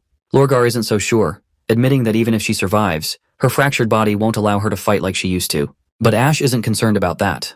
They have Nana, who can heal anyone in the blink of an eye. At first, Lorgar is skeptical, but Ash's confidence convinces her. The thought of being healed sparks a glimmer of hope in her eyes. Ash launches Lorgar into the air. The eagle spots her and opens its mouth to devour her. But Lorgar shifts into her wolf form and slaps the beast away with a powerful swipe. Lorgar doesn't stop there and continues to torment the beast with relentless attacks. Andrea, seeing an opening, decides to ready her divine golden arrow. As Lorgar and the monster crash to the ground, Lorgar is exhausted. She's drained everything she has. Ash quickly rushes to her side and rescues her. Andrea releases her arrow, and it finds its mark. The explosion is massive, obliterating the creature into bite-sized chunks. The aftermath is a gruesome rain of monster remains. With the battle over, Ash hands Lorgar over to her father. She warns him that while Lorgar is alive, she's in critical condition. Even the best herbs will only prolong her life for a short time. The only thing that can save her is proper healing, which means returning to Grey Castle. The father, desperate, offers anything to save his daughter. Before anything is done, though, Ash asks if he acknowledges the results of the holy duel. He agrees without hesitation, declaring the Osha clan as victors. The crowd erupts in cheers, solidifying the Osha clan's victory. Sister Echo steps forward, walking toward the jubilant crowd. She introduces herself as the matriarch of the Osha clan, Drow Silvermoon, though she also goes by Echo, hailing from Grey Castle's Witch Union. She recounts how her life was shattered by the Iron Whip clan, losing everything, including her clan members who were forced into exile. She wandered the port of Clearwater until she eventually found refuge in the capital city of Grey Castle. In Grey Castle, she was saved by a witch organization. She moved to a small village in the western region, where she took on the name Echo. She confesses that compared to her former identity as Drow Silvermoon, she prefers her new name. While her past was filled with pain, she found greater happiness in the border town, a place that transformed from insignificance to prosperity. She credits a certain ruler for this change, Roland Wimbledon, the king of Grey Castle. He is the one who reshaped her fate. Ash, standing in the background, suddenly realizes that this wasn't the speech Echo was supposed to deliver. Andrea notices too, but they can't deny that Echo's words are genuine, coming straight from her heart. Echo continues, acknowledging that everyone is likely wondering why she's sharing her story. After all, Grey Castle belongs to the Northerners, and it seems irrelevant to the Sand People. While this may have been true in the past, things have changed. Under Roland's rule, people of all races and backgrounds are welcomed. There's no discrimination, and the king has already embraced all from ordinary humans to witches, to foreigners. This is proof of Roland's mercy and generosity. Now he wishes to save the Sand People from the desert's brutal conditions. He wants to bring them fresh water, oases, and a future, just as he did for the witches. Echo shares that she is here on Roland's orders, as the matriarch of her clan, to deliver a message. Roland wishes to become the chief of Mojin, uniting the desert people under his rule. The crowd murmurs in surprise. Roland, it seems, wants to be the leader of all the clans, just like an envoy of the three gods. Out of the sea of people, one guy raises his hand to object. He argues that since no other king is Mojin, then how could he be ruler of the desert? His question carries weight. Even Ash starts to worry about how Echo will respond. With a beautiful, cunning smile, Echo fires back, asking if the envoys of the three gods in the past were all Mojin. The answer, of course, is no. The envoys are said to be genuine giants, legendary beings with no fixed appearance. One had 4 feet and 3 hands, while another had countless heads, but none of them were Mojin.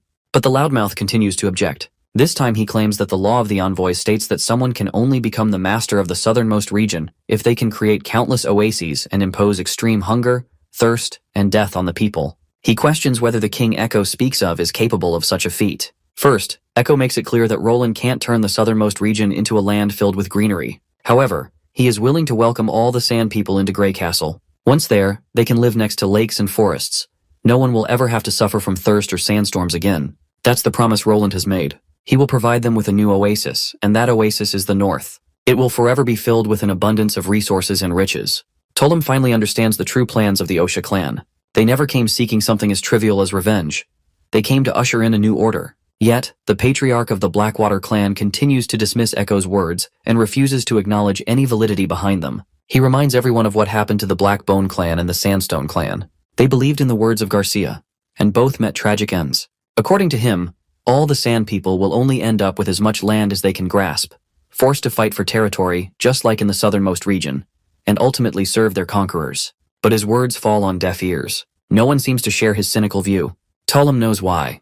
Swaying the crowd with words might have worked before the duel, but not after. Everyone has seen that the Osha clan hasn't killed a single person since the holy duels began. No other clan can claim such mercy. Supporting the king of the north suddenly doesn't sound like a bad idea. Echo continues, explaining that while evil people exist everywhere, even in the north, the Queen of Clearwater might have been ill-intentioned, but that doesn't mean everyone there is the same. She emphasizes that Garcia Wimbledon was after soldiers, not citizens.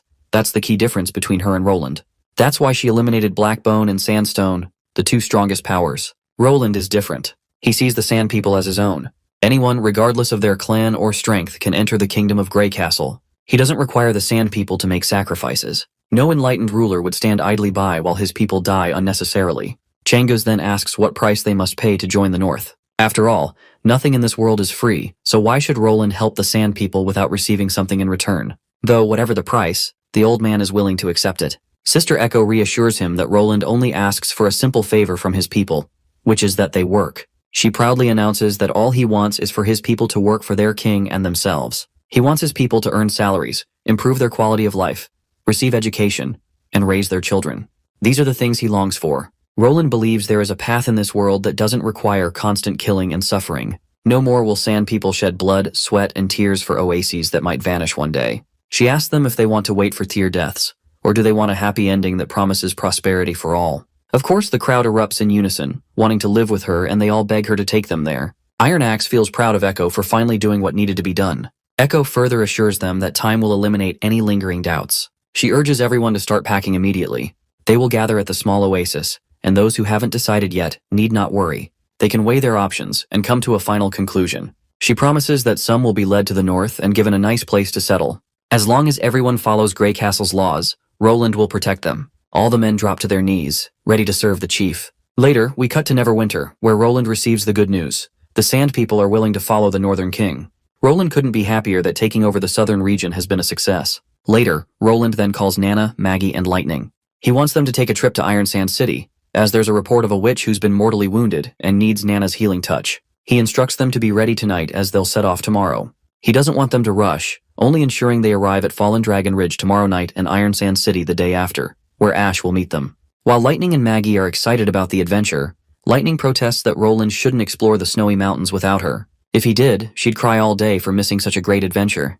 Roland laughs at her fretfulness but seriously acknowledges her request, assuring her that she will play a crucial role in the exploration. The scene then cuts to Third Border City. At the mine entrance, Roland has built a gigantic door, a project that cost him a third of Bordertown's metal supply. At least it will block any demonic beasts from entering the mines. Phyllis uses one of the magic stones to light up the dark mine as they venture further inside. Curious Wendy suddenly asks Roland why he calls this place Third Border City. If the border area is considered the first location and this is the third border city, then where is the second border city? Roland simply states that the name fits perfectly. He believes the number 3 is ideal for strongholds. Wendy doesn't want to delve too deeply into the rationale. If Roland likes it, she's fine with it. Roland assures her that the name isn't important. The important thing is that it will be remembered forever. Phyllis, however, has no clue what Roland is rambling about. So Wendy explains that he just rambles sometimes, and there's nothing to worry about. As they continue deeper, they finally meet the Maze Ruin Witches, who have set up camp under the mountains. Roland is both astonished and thrilled to finally meet them in person after all this time. Nightingale is trailing Roland from closely behind while hiding under her mist, making sure that these witches don't pull anything shady. Pasha is amazed by Roland's calm demeanor. He isn't even a little scared. Even the tequila witches usually lose their composure when witnessing in primeval vessel for the first time. As Pasha extends her hand for a handshake, one of the witches, Alethea, snaps at Roland. She believes he only dispatched one mortal team to escort the artifact, a team that, in her eyes, is woefully inadequate for providing proper security. It seems as if he sent those few mortals just to spy on them. Before Alethea can get more riled up, another witch stops her. Roland then reveals that the reason he is not scared at all is the fact that fear comes from the unknown. No matter what form you take, you are still witches of tequila. There's nothing to fear when it comes to things he understands. Agatha has become an extremely valuable member of the Witch Union. Everyone loves and trusts her. Pasha agrees, noting that they have cooperated with each other for quite some time now. Roland reveals that in the face of the devils, they should set aside their prejudices and unite to fight the real threat. Returning to business, Roland wants to inspect the artifact. He is curious to see that coveted item, the one that is said to decide the fate of humankind, and for which the entire devil race is desperate. The artifact is concealed inside a crystal box stuffed with copious amounts of divine judgment stones. Because of these stones, Nightingale sadly admits she can't get too close to it, so Roland steps forward alone. The witches explain that this is the only way to restrict the artifact's influence. Without any divine judgment stones, the citizens in the cities might fall under the artifact's sway. Before Roland touches it, Pasha explains a few things to avoid any mishaps. Wendy then asks if the artifact is really that dangerous. Celine assures her that as long as she isn't facing it alone, she'll be fine. Pasha elaborates that when you open your heart before the artifact, you see fascinating images. Whether you're a witch or a mortal, the crystal will allure you to come inside. She warns them that what they might see isn't completely fictional. It's different from the phantom instrument. What appears in the painted scrolls will have a real impact on reality. That's why she strictly advises never to accept the artifact's summons. Roland then inquires why it's necessary to only come closer to this artifact with multiple people. Pasha explains that once trapped in the divine realm, your body reacts in unpredictable ways, slowed movements, a dazed look, or even incoherent mumbling. That's when you need someone to pull you away from the artifact's influence. Throughout history, many individuals who touch the artifact alone never return to their bodies. Touching it in pairs or trios can significantly lower the risks. Since there are already 5 people present, that's why they're allowing Roland to observe the artifact up close. Alethea explains the second problem. As everyone knows, the huge paintings in the artifact showcase foreign civilizations, and when you see them, they will definitely try to harm you. Furthermore, no one would hold them accountable if Roland ended up scared out of his wits. Of course, Roland isn't fazed at all. He just tells her to open the gate if there's nothing else. As a modern human who has witnessed plenty of alien creatures and horrifying ghosts in movies, his tolerance is way higher than that of people from ancient societies. Finally, the sheets of stone of divine judgment are pulled out, revealing the crimson jewel. Roland proceeds toward the crystal, and they all sit around it. Alethea is annoyed that Roland didn't even flinch, especially since she expected him to get scared like a chicken. However, another witch believes that Roland being scared wouldn't do them any good. In fact, since he is the king, it's only better if he's this resilient. They all discuss how they made a huge mistake letting Roland come here. But let's cut their jibber-jabber and transition to our boy, who now finds himself inside the jewel, surrounded by 4 paintings of the 4 civilizations. While 2 frames contain imagery, 1 frame is empty, most likely belonging to the civilization that has gone extinct. The 4th frame shows the place where he and the witches are currently sitting. He calls out, wondering if they can hear him, but it seems like they can't. He then tries touching the painting where he and the witches are sitting, but he's suddenly spooked when one of the images makes noise. The sound is coming from the image of a devil sitting on a devil's throne. Roland tries speaking with the devil, but the only response he gets is grumbling noises. Then, a massive eye with multiple retinas appears. Roland lets these zesty-ass bastards know that they can't scare him with just this little trick. He greets both specimens from the 2 civilizations. He wants them to sit down and have a little heart-to-heart instead of fighting, but they don't respond to anything Roland says. Then one of the monsters extends its tentacles toward him. Meanwhile, outside, the witches are relieved that he hasn't stumbled across anything nasty yet. Alethea is sure he won't last long. During the Land of Dawn era, the longest a mortal had ever lasted was around 15 minutes. Celine reminds her that even the witches didn't do any better. So how long one lasts in the Divine Land has nothing to do with possessing magic powers. Warriors who had fought devils before usually lasted longer in there, and Lady Alice set the record at nearly 2 hours. So, for a mortal king who usually hides in the background, Roland is already doing quite well. He should be coming out any second now. Alethea thinks he's just hanging in there longer to avoid embarrassing himself in front of everyone. But Celine warns that if he tries to do that, he'll get dizzy, and eventually, he might even faint. Pasha believes that if he faints, it'll actually benefit them. The strain on his mental state might scare him away from wanting to engage with the artifact again, which would be good for everyone. Rather than being scared out of his wits, fainting from fatigue is the best way to retreat. Not only would it reduce his curiosity, but they could also avoid ruining their relationship with Roland. But another 15 minutes pass, and Roland is still hanging in there. It's not that surprising to Pasha though, since Roland has surprised them in many ways before. Still, he has now set a new record. Meanwhile, Nightingale suddenly notices something peculiar, so she quickly reports it to Wendy. Wendy, worried, rushes toward Roland, but Pasha blocks her before she can approach him. The artifact might affect her if she gets too close. Wendy insists on going inside to bring Roland back. But Pasha reminds her that even if she did, she wouldn't be able to bring him back. No matter how many people build a connection with the artifact, they all see different things. That's when Nightingale suddenly pops out of her mist with a revolver in hand. The witches of the tequila go absolutely bonkers with terror at the sight. With no choice, Pasha grabs Roland and throws him toward Wendy. Then, they immediately cover the artifact with the Stone of Divine Judgment. Roland opens his eyes in Wendy's lap, and she worriedly asks if he's alright. He reveals that he saw the Guardian and 2 monsters from the other 2 artifacts. He had a small chat with them, but he's sure they didn't understand him. The Ruin Maze witches are shocked to learn that he encountered the devil and a massive eyeball. Pasha finds it unbelievable. Not only did Roland face the devil and another enemy from a foreign race, but he also managed to hold on for so long. Among everyone, only Alethea had lasted the longest inside the illusion, but even she only stayed in there for about an hour. When they ask Roland to omit the details, he vaguely describes how tentacles suddenly appeared and started restraining both of the specimens. The tentacles continued to hurt them until they were ultimately defeated, despite their efforts to fight back. Celine mentions that it's quite normal for black tentacles to appear. As one's mental state weakens, the artifact's influence grows stronger, leading to hallucinations, illusions, and tentacles. But what Alethea doesn't understand is the fact that the mortal king witnessed the complete opposite. The tentacles attacked the enemies, not him. Furthermore, Roland saw the guardians of 2 civilizations, and not only did he come out unscathed, but he also forced them to retreat. The only explanation for this phenomenon is that Roland's mental state is as strong as Lady Alice's, the Queen of Comet City. Roland then expresses his gratitude for them dragging him out. Because honestly, he had walked through that borderless place for so long that he was too lazy to walk back himself. Pasha then asks if he wants to explore the artifact even further.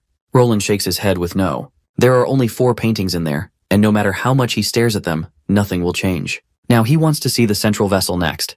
The central vessel looks like a lump of grotesque flesh. Countless witches sacrificed their souls and merged with this entity, all in hopes of deciphering the records and archives left behind by the underground civilization. Roland is quite bewildered as to why it's chained up like this, especially since it houses many witches of tequila, including Lady Eleanor, the 3rd seat of the Alliance. Pasha reminds him that these tentacles are powerful enough to crack mountains and rocks. Since this entity lacks a proper conscious mind, not restraining it could lead to serious problems. Roland acknowledges that, aside from imprisoning it, there doesn't seem to be any other option. Still, he feels sad that all those witches sacrificed everything for tequila, only to be trapped here in the darkness with no freedom at all. Pasha reveals that they once tried testing whether the entity retained any emotions. Unfortunately, they never got an answer to that question. Souls that have merged cannot be separated using the core. As a result, they remain completely cut off from the outside world, unable to recognize anything happening around them. Furthermore, Alethea believes that merging with Lady Eleanor is every tequila witch's fate, and the same applies to them. Hence, there's no need to feel remorseful about it. Celine then reveals that when they asked the central vessel whether it should be completely restricted, all 3 main tentacles responded with a firm yes. If that hadn't been the case, they wouldn't have restrained it to this extent. Roland then tells them about Soraya, who can paint objects with ultimate durability, and another girl, Softfeather, who can make objects sticky. If they work together, they could create something even stronger than chains. Using this method to restrict the vessel would also prevent harming it. So, if they allow him, he can make it possible. The witches are more than willing to have his help. But before leaving, Roland wants to ask the vessel a very important question. Once he gets permission, he poses a simple arithmetic problem. If he has 2 baskets and each contains 2 apples, would there be 4 apples in total? The vessel responds affirmatively. The witches, on the other hand, are bewildered as to why Roland is asking such a basic question. Roland keeps the same question but scales up the numbers to assess the vessel's arithmetic skills. Once again, the central vessel responds correctly. Roland is pleased to see that the entity is capable of calculating numbers much faster than a layman. Even though it can only answer yes or no, it could still prove extremely useful to the mathematics department. They could use it to validate calculations, reducing the chances of errors. He compliments the vessel, calling it an impressive marvel. However, Pasha reminds him that the vessel is incapable of fluent communication. But to Roland, even yes or no responses is still a form of communication. He then decides to push the vessel further. He asks if one main tentacle is equivalent to 1, and 2 main tentacles equal 2, can it light up all 3 tentacles to represent 3? Of course, the vessel fails to do so. Pasha grimly explains that this is beyond its capacity. It had to express its agreement in a more complicated way, and got confused in the process. She mentions that they have tried asking the vessel to express simple ideas and even short sentences. However, once it encounters a question that cannot be answered simply with yes or no, it slows down significantly and becomes confused, just like it did now. Hearing this, Roland begins to wonder if he has triggered some kind of logical barrier within the vessel's mind. So he asks Pasha if the vessel will be all right. Pasha assures him that it will recover after a moment of rest. She once asked the vessel contradictory questions, which resulted in it remaining unresponsive for several weeks. After this little experiment, Roland realizes that the vessel is not a simple plug-and-play tool. If he cannot find a way for it to answer complex questions using only yes or no, then it would be almost useless. If only he could transport it to the mathematics department. But that isn't possible right now, as he has yet to gain the full trust of the Tequila Witches. For now, he decides to wait until the exploration of the Snowy Mountains is complete. More than anything, he still needs to build trust with the Tequila Witches. Currently, only a rough frame of this underground city has been constructed, serving merely as a temporary underground residence. Only once tunnels connect the numerous peaks of the impassable mountain range could they consider it a true hidden stronghold. With artillery installations and military fortifications above ground, it could then be incorporated into Neverwinter's outermost defense line. Later, back in the castle, the shocked faces of Missan, Kyle Sichi, and a few other important figures reveal their disbelief. They are utterly baffled after seeing the Tequila Witches, who resemble nightmarish monsters. The only person who remains composed is Iris. Roland attempts to read her expression, but he fails completely. Regardless, Roland formally introduces the Witches of Tequila, explaining that they will be crucial allies in the fight against the Devils. Right now, their immediate goal is to cooperate in exploring the Snowy Mountains. Given the wonders everyone has witnessed over the past 2 years, Roland hopes they will not struggle to accept the existence of these witches. Barov then raises his concerns. The finance department is in the final stage of balancing its accounts, so he strongly advises against any changes to current plans. Additionally, the months of demons have yet to pass, and they have already dispatched one team to the southernmost region. Sending another team to the Snowy Mountains could leave them with insufficient troops stationed in the border city. Meanwhile, Knight Carter expresses his skepticism about the new allies. As far as he is concerned, the witches could betray them at any time. Another military officer adds that deploying more troops might strain their food supply, which could lead to unrest among the citizens if word about these new allies spreads. Carl voices his own concerns. He worries that the witches' settlement in the northern mountains could lead to unintended consequences. If they excavate too much, they might cause catastrophic collapses in key mining areas. One by one, everyone pleads with Roland to reconsider his decision. At this moment, Roland silences them all and reveals his grand plan, which is to unite all regions by the next year. Not only that, but the following year will mark the official celebration of his ascension to the throne. Once he becomes the official king of Grey Castle, those present will become the first ministers of his court, responsible for managing the entire nation alongside him. The room falls into stunned silence, the weight of his words sinking in. Those present feel honored by the prospect of holding such prestigious titles and influence. Roland continues, explaining that Grey Castle's territory has expanded like never before. They now rule the western deserts, the eastern islands, and soon they will be the sole rulers of the southern lands and the northern plains. To ensure the nation's stability, the First Army will be extremely busy in the coming year. With only a few troops left to guard Neverwinter, exploring the Great Snowy Mountains is more crucial than ever. He cannot afford to encounter unexpected dangers at critical moments. Knight Carter questions whether they could explore the mountains using only the First Army and the Witch Union. Roland explains that in tunnels devoid of light and filled with fierce winds, guns and cannons will be of limited use. There will be no ideal locations for artillery, and they lack proper maps of the area. If they encounter a hybrid monster in such conditions, the casualties among the First Army could be devastating. This is why he insists on teaming up with the Tequila Witches. The Witches of Tequila and the Witch Union can perfectly complement each other's abilities. The First Army will secure the rear and the already explored tunnel openings, ensuring all escape routes remain viable at all times. This is the best approach. No matter how difficult this plan may seem, everyone present is here to solve complications, not create them. If they cannot fulfill their roles, then City Hall has no need for them. With that said, Roland turns to Barov and asks if he still has issues with accounts and logistics. The old administrator, seeing the determination in Roland's eyes, has no choice but to comply. He assures Roland that there will be no issues, and that he will present revised reports with updated future plans. One by one, the others acknowledge their responsibilities and duties as well. Once the situation settles, Roland instructs Iris to repeat the finalized plan. Iris begins narrating, explaining that for this mission, Tequila will dispatch 50 witches to cooperate with the fighters of the Witch Union. The First Army, under Brian's command, will contribute 500 men. The remaining troops will stay behind to guard Neverwinter under Night Carter's leadership, handling the demonic beasts that have been attacking the borders. Once she finishes relaying the details, Roland moves to dismiss the meeting. However, Iris suddenly interrupts, expressing her desire to be part of the expedition as well. She wants to accompany the First Army to the Great Snowy Mountains in the west. Barov immediately voices his concerns, reminding her of the dangers ahead, especially since she is neither a witch nor a soldier. But Iris stands firm. She reveals that she was once a sword-fighting instructor for knights, and few can withstand more than 5 moves against her. When it comes to demonic beasts, she is more than capable of defending herself. Roland then asks for her reasoning. She explains that the looming battle of divine will is a threat that none of the ministers can even begin to describe. They know nothing about the devils or the underground beings they may face. This lack of knowledge could hinder their ability to assist in managing the city. Some may think that dealing with devils is solely the First Army's responsibility. But in truth, every department must understand the threats they face. Hence, to assist Roland with this matter of the country, one must understand who they're fighting and how to defeat them. Roland is really glad she brought this up. He liked her response. Her statement gave him a bright idea, which is to let everyone experience war on the front lines before they get promoted on their path to power. That way, the ministers at City Hall will stop underestimating the battle, and they'll stop giving out ridiculous and impractical orders, like how Barov was against cooperation with the Tequila Witches. Anyway, Roland gives her the pass to join and tells her to be prepared for the unknown. Later, we see Iris preparing for her journey. As she packs, her brother Carlin asks how long she'll be gone, to which she replies she has no idea. He also notices she's not bringing her favorite bustier, which makes him wonder if she's not going out to visit noble families or attend fancy banquets. Iris is glad her brother is starting to gain perspective, but he still lacks proper manners. At the very least, he should be graceful in front of a lady. Not only is she trying to teach him manners, she also wants him to keep his true identity under wraps and only take notes of things around him. While doing this job diligently, he also wants to join the department where she works. But Iris believes his contribution isn't required there. The fact that Barov is constantly watching her means that if her brother ends up working with her, Barov will definitely bully him. In that case, as the big sister, she'd have to take action against it. If the reputation of the Candle family gets damaged, Roland's judgment of him will always be affected. So no matter how distant their relationship may seem on the outside, outsiders will still see them as a unit. In other words, no matter what he does in the future, he must understand that he's not doing it for himself. He's representing the entire family.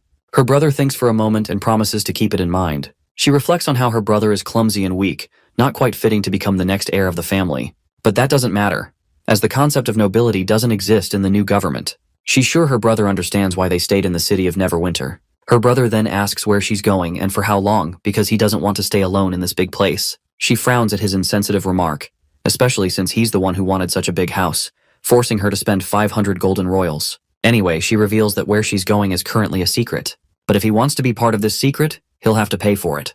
Her brother is willing to cough up whatever is needed. So, she finally reveals her plans. She'll be visiting the Great Snow Mountain in the western region, and she'll be joining the First Army. Curious, her brother wants more details, asking what the purpose is. She explains that the place might be full of unknown monsters and perhaps enemies from a foreign race. It could be anything. They've also encountered comrades with tentacles, so it'll be a battle of monsters against monsters, something to behold. While her brother almost craps his pants at the mention of monsters, he asks why she's not scared at all. But Iris is actually quite excited. You see, the only reason they serve Roland is to achieve great power and protection. Power comes from the land and its people, so the more complex the people are, the richer the land becomes. The ancients, the foreigners, and even the devils have chosen to work with Roland, which means humans need to find power that can rule over humanity and all things beyond. Now that she has explained everything he wanted to know, she wants him to pay her back for what he owes. The next scene takes us down memory lane with Lorgar. There, she is seen going up against a massive centipede. But being the great fighter she is giving the monster a run for its money. Once she takes that giant monstrosity down, we learn that this was actually her first hunt, when she was only 12. From then on, she fell in love with the thrill of fighting and killing. In pursuit of her passion for battle, she also went one-on-one with a poisonous scorpion and defeated it without a hitch. Then came the wolves of the desert. She overestimated herself and ended up getting ganged up on by a bunch of wolves. But as she was on the brink of death, her powers awakened. She transformed into a massive wolf, and all those desert wolves instantly submitted to her. With 3 major challenges conquered, her last opponent was the same 4-winged demonic eagle. As she fights the eagle, Lorgar begins to wake up from her dream. But she does not want to wake up, she wants to keep fighting. Eventually, she wakes up in her bed. Seeing her awake, her caretaker rushes toward her with a rag in hand, intending to tend to her. But Lorgar is not some weak girl. She quickly notices that she has been completely healed. There are no wounds on her hands, and her legs are as good as new. She then wraps the blanket around her naked body and gets out of bed. She questions her caretaker about what happened while she was unconscious. The caretaker reveals that the Northerners brought a new goddess over, and she healed all of Lorgar's wounds. She didn't even use any herbs, with just a wave of her hand. All of the wounds miraculously disappeared. Lorgar finally realizes that Ash was not lying when she claimed that someone exists who can heal her. The caretaker further reveals that the goddess who healed her is no longer in Iron Sand City because the Asha clan took the first batch of sand people and has already started their journey to the southern region of Grey Castle. This comes as a great surprise to Lorgar, to think the Osha clan has started their operation so soon. Out of curiosity, she asks her caretaker how long she was unconscious. The caretaker promptly holds up 3 fingers. She then fills Lorgar in on the events that took place over the last 6 days. Apparently the Wildwave clan took over the Blackwater clan, which was critically weakened. Together, they challenged them to a divine duel, but the Blackwater Patriarch didn't fight. He forfeited. Now the Wildflame clan has taken the 3rd rank. Since they lost their number 1 position, the caretaker fears they will now have to leave the castle as well. After taking it all in, Lorgar decides to meet her father, but her caretaker suddenly reminds her to put on a hood to cover herself. There have been many outsiders in the stone castle, and some of them are here to discuss matters with the Patriarch.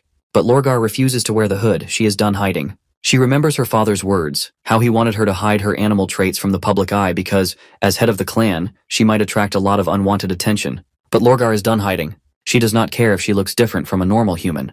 It does not change the fact that she is a warrior. So with her chin up, she proudly walks through the bustling marketplace and arrives at the castle to meet her father. The guards at the gate are glad to see her recovered. Anyhow, as soon as she enters the castle, she sees her father arguing with a man named Kabucha. Apparently, he wants Changuz to leave the castle, claiming he does not belong there. But Changuz argues that they were promised at least 3 days to move out, so the unnecessary aggression makes no sense. Changuz's right-hand man quickly draws his sword, ready to fight this bastard. But Changuz stops him before things escalate any further. It is then that they suddenly notice Lorgar standing at the gate. While her father and his people are relieved and happy to see her in full health, that bastard trying to kick her father out is in an absolute frenzy. It just does not make sense to him. How is she alive when she had been critically injured? It is literally impossible. They had seen her bones shatter when she fell from the platform. Some of them are also shocked by her appearance, as they had never noticed her tail and animal-like ears before. Lorgar walks toward them with confidence and lets them know that she fully acknowledges the loss of the duel and is willing to leave the throne. However, she wants to have a little chat with this so-called patriarch named Kombucha. The bastard quickly responds, sternly yapping about how he has won, and since she is no longer the head of the top clan, she has no right to set foot in the castle. Lorgar shuts this bastard up with a swing of her claw, causing him to stagger backward and fall. She makes it clear that while the Wildflame clan now ranks 3rd, she still won't stand for any bastard yapping at her father so bluntly. Not to mention, this area is the heart of all clans, where everyone is allowed to enter. So if this bastard wants to throw a tantrum, he can do it somewhere else. Kombucha's men take their master and start leaving before they get their asses whooped any more than they already have. Changuz's son vows to his father that they will take back their title as the number 1 clan in the coming months. While the soldiers swell with pride and excitement upon hearing this, Lorgar takes everyone by surprise when she reveals that she is planning to bid farewell. She wants to leave this place. Her brother questions her about the reason behind this unusual decision. Lorgar does not respond and remains quiet. Eventually, their father tells everyone to leave, intending to have a private chat with his daughter. Even her brother has no choice but to leave. Now that they are alone, the old man asks if she wants to migrate north. She responds affirmatively. She wants to go to the southern region of Grey Castle, find Ash, and then travel to the city of Neverwinter with her. But her father reminds her of the role she must fulfill in the Wildflame clan. To this, she reminds him that if they settle in the southern region, there will be plenty of oases, so they will no longer need to fight for water and food. After all, this has always been his plan. She knows that this is the only reason he did not accept the Wildwave clan's challenge. She is certain that her father would never forfeit just because the enemy is strong. No matter how strong the Wildwave clan is, he would always try his best to make them pay. That was how they became one of the most powerful clans in Iron Sand City. He did not accept the holy duel because he believes it has lost its meaning. Fighting without purpose will only result in meaningless deaths, and her father is too smart to let that happen. It's as if she can see through her father like the back of her hand.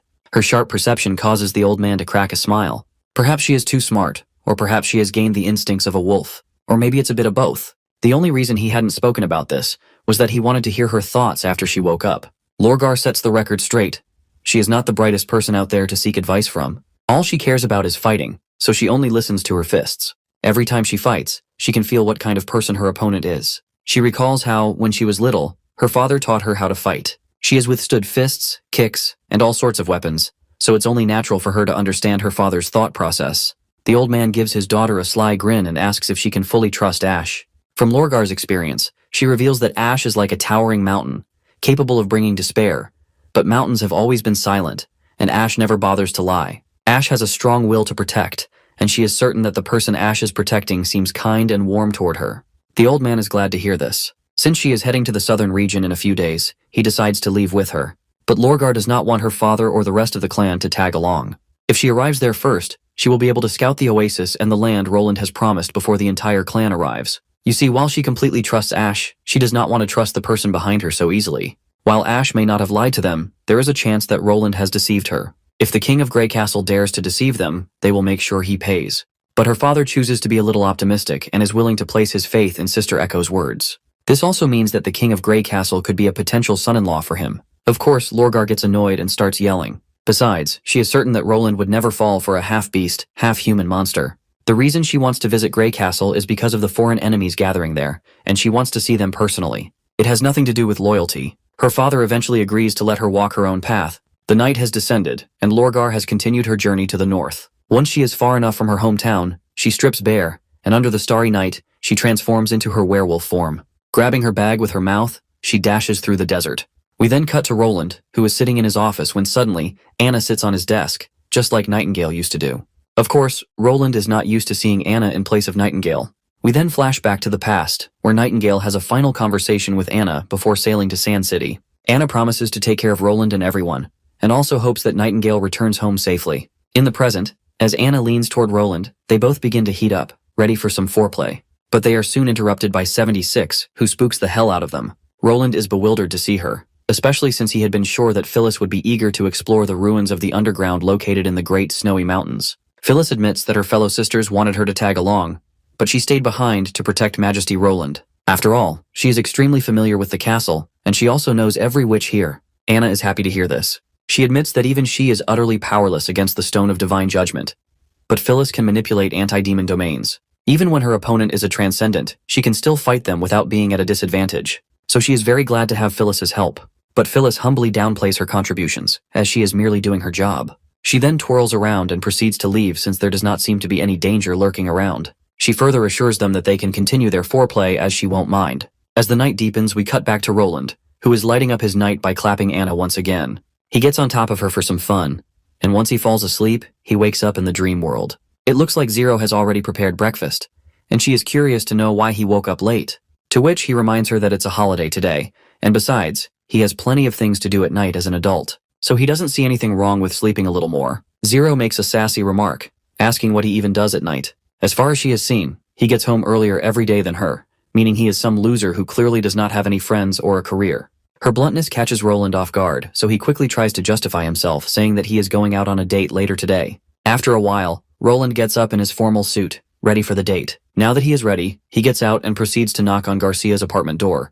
But before he can, he hears Zero screaming and running out of the apartment building. She looks terrified as she claims to have seen an unknown person inside. Roland rushes inside to check. The person does not seem like anyone we have seen before. Even Roland does not recognize this person, so he proceeds cautiously. But as fate would have it, the lady in front of him is Phyllis, who is astonished to see Roland there. Of course, Roland is also boggled out of his mind. Zero has the same bewildered reaction to see this woman calling him Majesty. Phyllis once again confirms her identity. Roland, on the other hand, is trying to wrap his head around how she was able to enter his dream world. For a moment, he wonders if this world is opening up and allowing others to enter as well. But if that's the case, then why wasn't Anna able to enter? Before Roland can ask her any questions, Zero butts in with questions of her own. First of all, she wants to know why this woman is calling him Majesty. Roland quickly comes up with an excuse on the spot, stating that she is a distant relative of his. As for her calling him Majesty, it's just a joke between them, and they basically grew up together, so it's pretty normal. Of course, Zero is not buying this bullcrap because he was just as shocked as her when he failed to recognize Phyllis. But Roland turns the question back at her, making it clear that she was the one panicking and nearly peeing her pants. As Roland and Zero continue their back and forth, Phyllis apologizes to Roland, explaining that she didn't mean to scare anyone. Eventually, Zero kicks Roland over the insult he caused her and begins to storm off. While Roland feels embarrassed after getting hit by a little girl, Phyllis notices that Roland doesn't appear to be the noble king in this realm. But Roland reveals that he is, in fact, the master of this world. Anyway, they head into the room to have a chat. First, Roland makes sure to verify that the person he's speaking to is indeed Phyllis. Once he confirms it, he proceeds to start the conversation. The first thing to note is that she must be wearing the appearance of her former self. Right now, Roland's most curious about how and why she's here. Phyllis admits that she doesn't remember much. It was already quite late, and she was about to sever her connection with her body. She just wanted to fall into a deep sleep to regain her energy. But when she opened her eyes, she found herself here. She also wants to learn about this place and why Roland calls it a dream world. Well, as the name suggests, this world only exists when he is dreaming. But he is not sure if that rule still applies right now. Though it's pretty bizarre to see other people enter this world. It's like someone has entered his memory without his consent. He decides to run some tests to figure out how everything works. Roland places a ladder in the middle of the room and reveals how his dream ends when he falls from a great height. He asks Phyllis to try climbing the ladder and falling into the bed, after which he'll remove himself from the world too. If things go smoothly, he wants her to wait for him in the main hall, and he'll meet up with her shortly. But instead of climbing the ladder, she gets uncomfortably close to Roland and requests that he pinch her hard. Roland is unsure if this is necessary, as pain won't wake her up. He knows this because he's tried this before. But Phyllis insists that she just wants to feel it. Realizing that her desire to feel pain comes from the fact that witches of divine punishment can't feel anything with their bodies, Roland decides it might be worth it for her to feel something in the dream. As soon as he pinches her, the woman starts to moan and groan. While the moans are due to the pain, they sound more like moans of pleasure. Meanwhile, Zero is eavesdropping with her ear pressed to the door to catch all the juicy details. Poor girl ends up hearing more than she bargained for, leading to intense embarrassment. Phyllis, on the other hand, is absolutely enjoying the thrill from the pinch. After catching her breath, she lights up like a kid in a candy store and asks for more. Roland suggests that she can do something like that herself, but Phyllis believes that hurting herself with her own hands is not much fun. While she is inside this dream world, she wants to make the most out of it. What if she loses the ability to come back here after waking up? So for now, she wants this dream to last a little longer. Roland acknowledges her wishes and agrees to give her what she wants. Just as Phyllis expresses her gratitude, Zero starts banging on the door, reminding them that the tea is ready. Roland is left confused, wondering what the hell she's doing here this time. She usually would have refused to talk to him after getting frustrated, but now she's even making tea. Not to mention, she's banging on the door like she's desperate to deliver it. When the angry girl bursts in, she seems empty-handed, so Roland asks her where the tea is. She sternly tells him it's in the dining room and that he can go get it himself. Also, she doesn't want him making weird noises, as she's trying to focus on her work. Out of frustration, Roland simply shuts the door in her face. Phyllis then curiously asks who she is. Instead of revealing Zero's identity, Roland just says she's a tenant who leeches off him, so there's nothing to worry about. Phyllis requests that Roland continue the pain-inflicting session, promising to stay quiet this time. Roland finds this whole situation exhausting. There are literally millions of other things she could experience, but she just wants to feel pain? This is next-level stuff. Roland suggests showing Phyllis around. This place is completely new to her, something she's never seen before. Later, Roland gets a phone call from Garcia, who's yelling at him for not meeting her, despite them already planning it. She's so loud that Roland literally has to pull the phone away from his ear. He tries to get away by telling her that he has a surprise guest at home, so he has to keep them company and can't leave. But Garcia isn't buying his excuse. She even made an effort to invite the seniors from the association, but she didn't know Roland would ditch the plans at such a critical moment. Roland pretends the signal is bad while sitting in a taxi and cuts the call. Later, they arrive at the shopping mall. Phyllis sits with Zero while Roland comes back with a tray full of KFC food. Zero is bewildered at the massive quantity of food. She thinks Roland shouldn't have brought so much or spent so much money just because he got a job. But Roland reminds her that it's not every day they come here, so she should appreciate the generosity he's showing instead of complaining. He then hands a burger to Phyllis as well. As soon as she takes a bite, literal tears start pouring down her face as if she's eaten something ungodly. Zero is confused as to why she is crying for no reason. Roland explains that it's been a long time since Phyllis ate anything. Her family doesn't treat her well. They always wanted a boy, but they got her instead. Internally, Roland reflects that a simple meal like this is something a witch of divine punishment would fight for, even if it cost them their life. Since he's not sure if Phyllis can enter this dream world again, he wants to treat her well and make her as much happy as he can. Phyllis loves the food so much that she ends up eating a mountain of unhealthy burgers. Roland, on the other hand, is relieved it's just an ordinary restaurant. If it were something fancy, his wallet would probably be crying in the corner by now. Once they've eaten enough, Roland decides to bring up the topic of dreams. He asks Phyllis if she noticed anything unusual before she was transported into the dream. Phyllis thinks for a moment and claims that nothing special happened back then. She was just leaning against the wall, cutting off her consciousness like usual to recover energy while staying alert. Roland asks if she can still sense changes in the outside world when she cuts off her consciousness. Phyllis replies that she can't control her body when she enters that state, but she can still sense danger. She can't really explain how, but it's like a different feeling, one she can't describe. Celine called it a latent connection. While they're talking, Zero is lost and doesn't understand what they're discussing. Roland simply tells her that they're just having a therapy session and educates her not to interrupt when adults are talking. If she's bored, she can go to the park and watch other people. Zero, a little frustrated, eventually walks off, leaving the two of them behind. Phyllis continues and reveals that when she enters a slumber, she should be floating in complete darkness. There should be no light, no voice, nothing at all, and she is incapable of moving. However, this time she arrived in Roland's dream world. She was too shocked to speak. Fortunately, she bumped into him soon enough. Hearing this, Roland can only think that some external factor must have connected her to his dream world.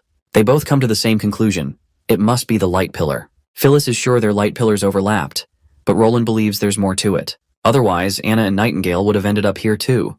Perhaps cutting off one's consciousness is the key factor. Roland thinks deeply about it and eventually has an epiphany. Before he can share his realization, chaos erupts in the restaurant as someone transforms into an undead being.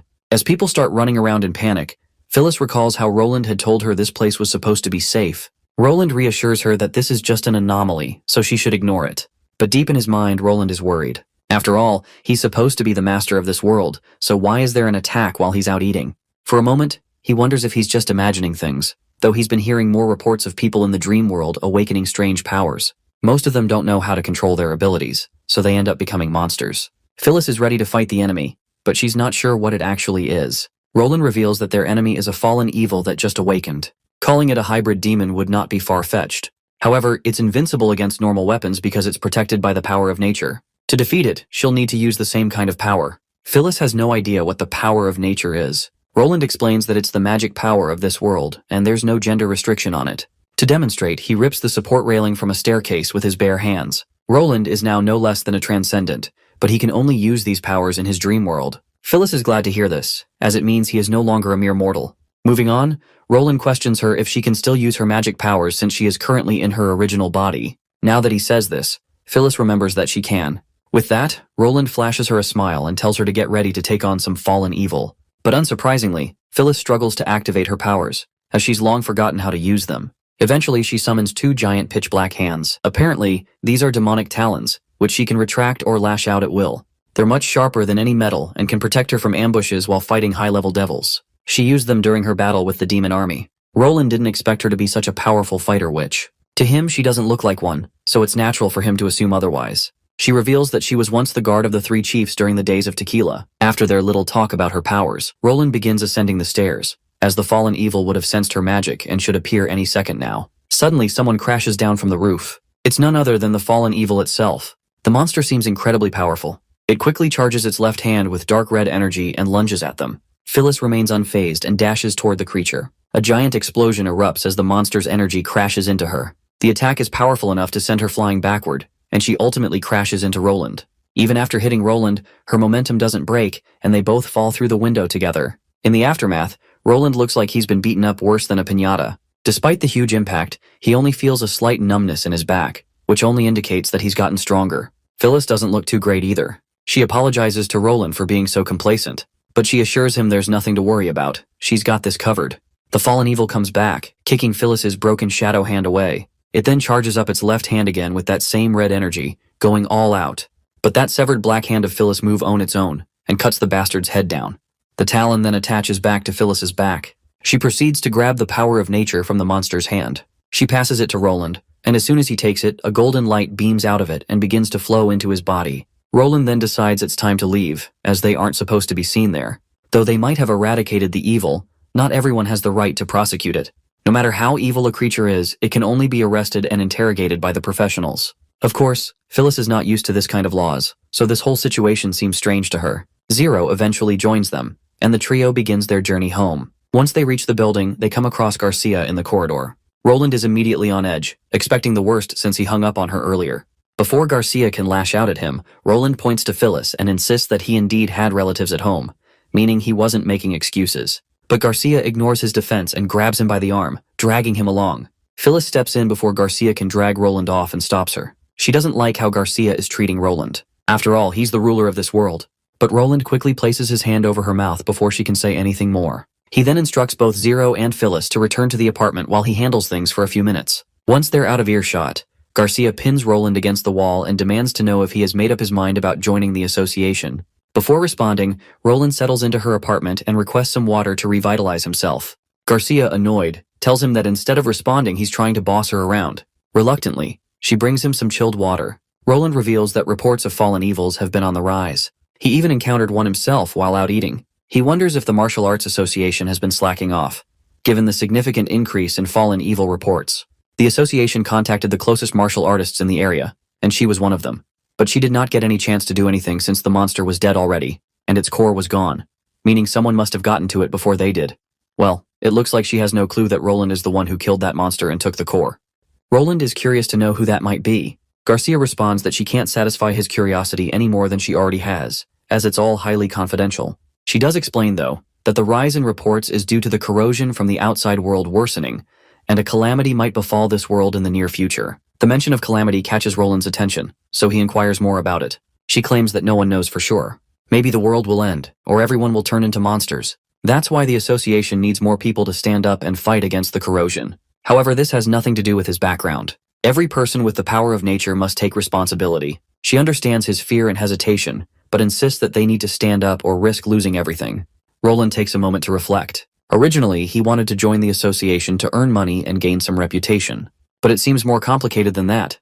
He needs the power of the Martial Arts Association to understand what's causing the mutation of the power of nature. As for the corruption from the outside world, he suspects that the Bloody Moon is somehow involved. Meanwhile, Garcia is dying to hear his response about whether he wants to join or not. Finally, Roland decides to enroll. He's ready to fill out any paperwork or legislation required. Later, back at our boy's apartment, Phyllis asks him about the person they encountered earlier. Roland briefs her on how people with awakened powers in this world are called martial artists, and Garcia is one of them. He assures her that no one in this dream world is a threat to him, since only Phyllis knows his true identity. Phyllis believes he created her and everyone else here, so he should have absolute authority. But Roland explains that this isn't how anyone here thinks. Everyone in this world has their own memories and consciousness, and their lives have nothing to do with him. This world operates by its own rules, and he's no exception. It's then that Phyllis realizes that this world is actually a place Roland has spent his life before. She also starts to believe that being the fourth prince of Grey Castle is just a facade he's putting up. Externally, Roland tries to stay calm and asks why she believes this.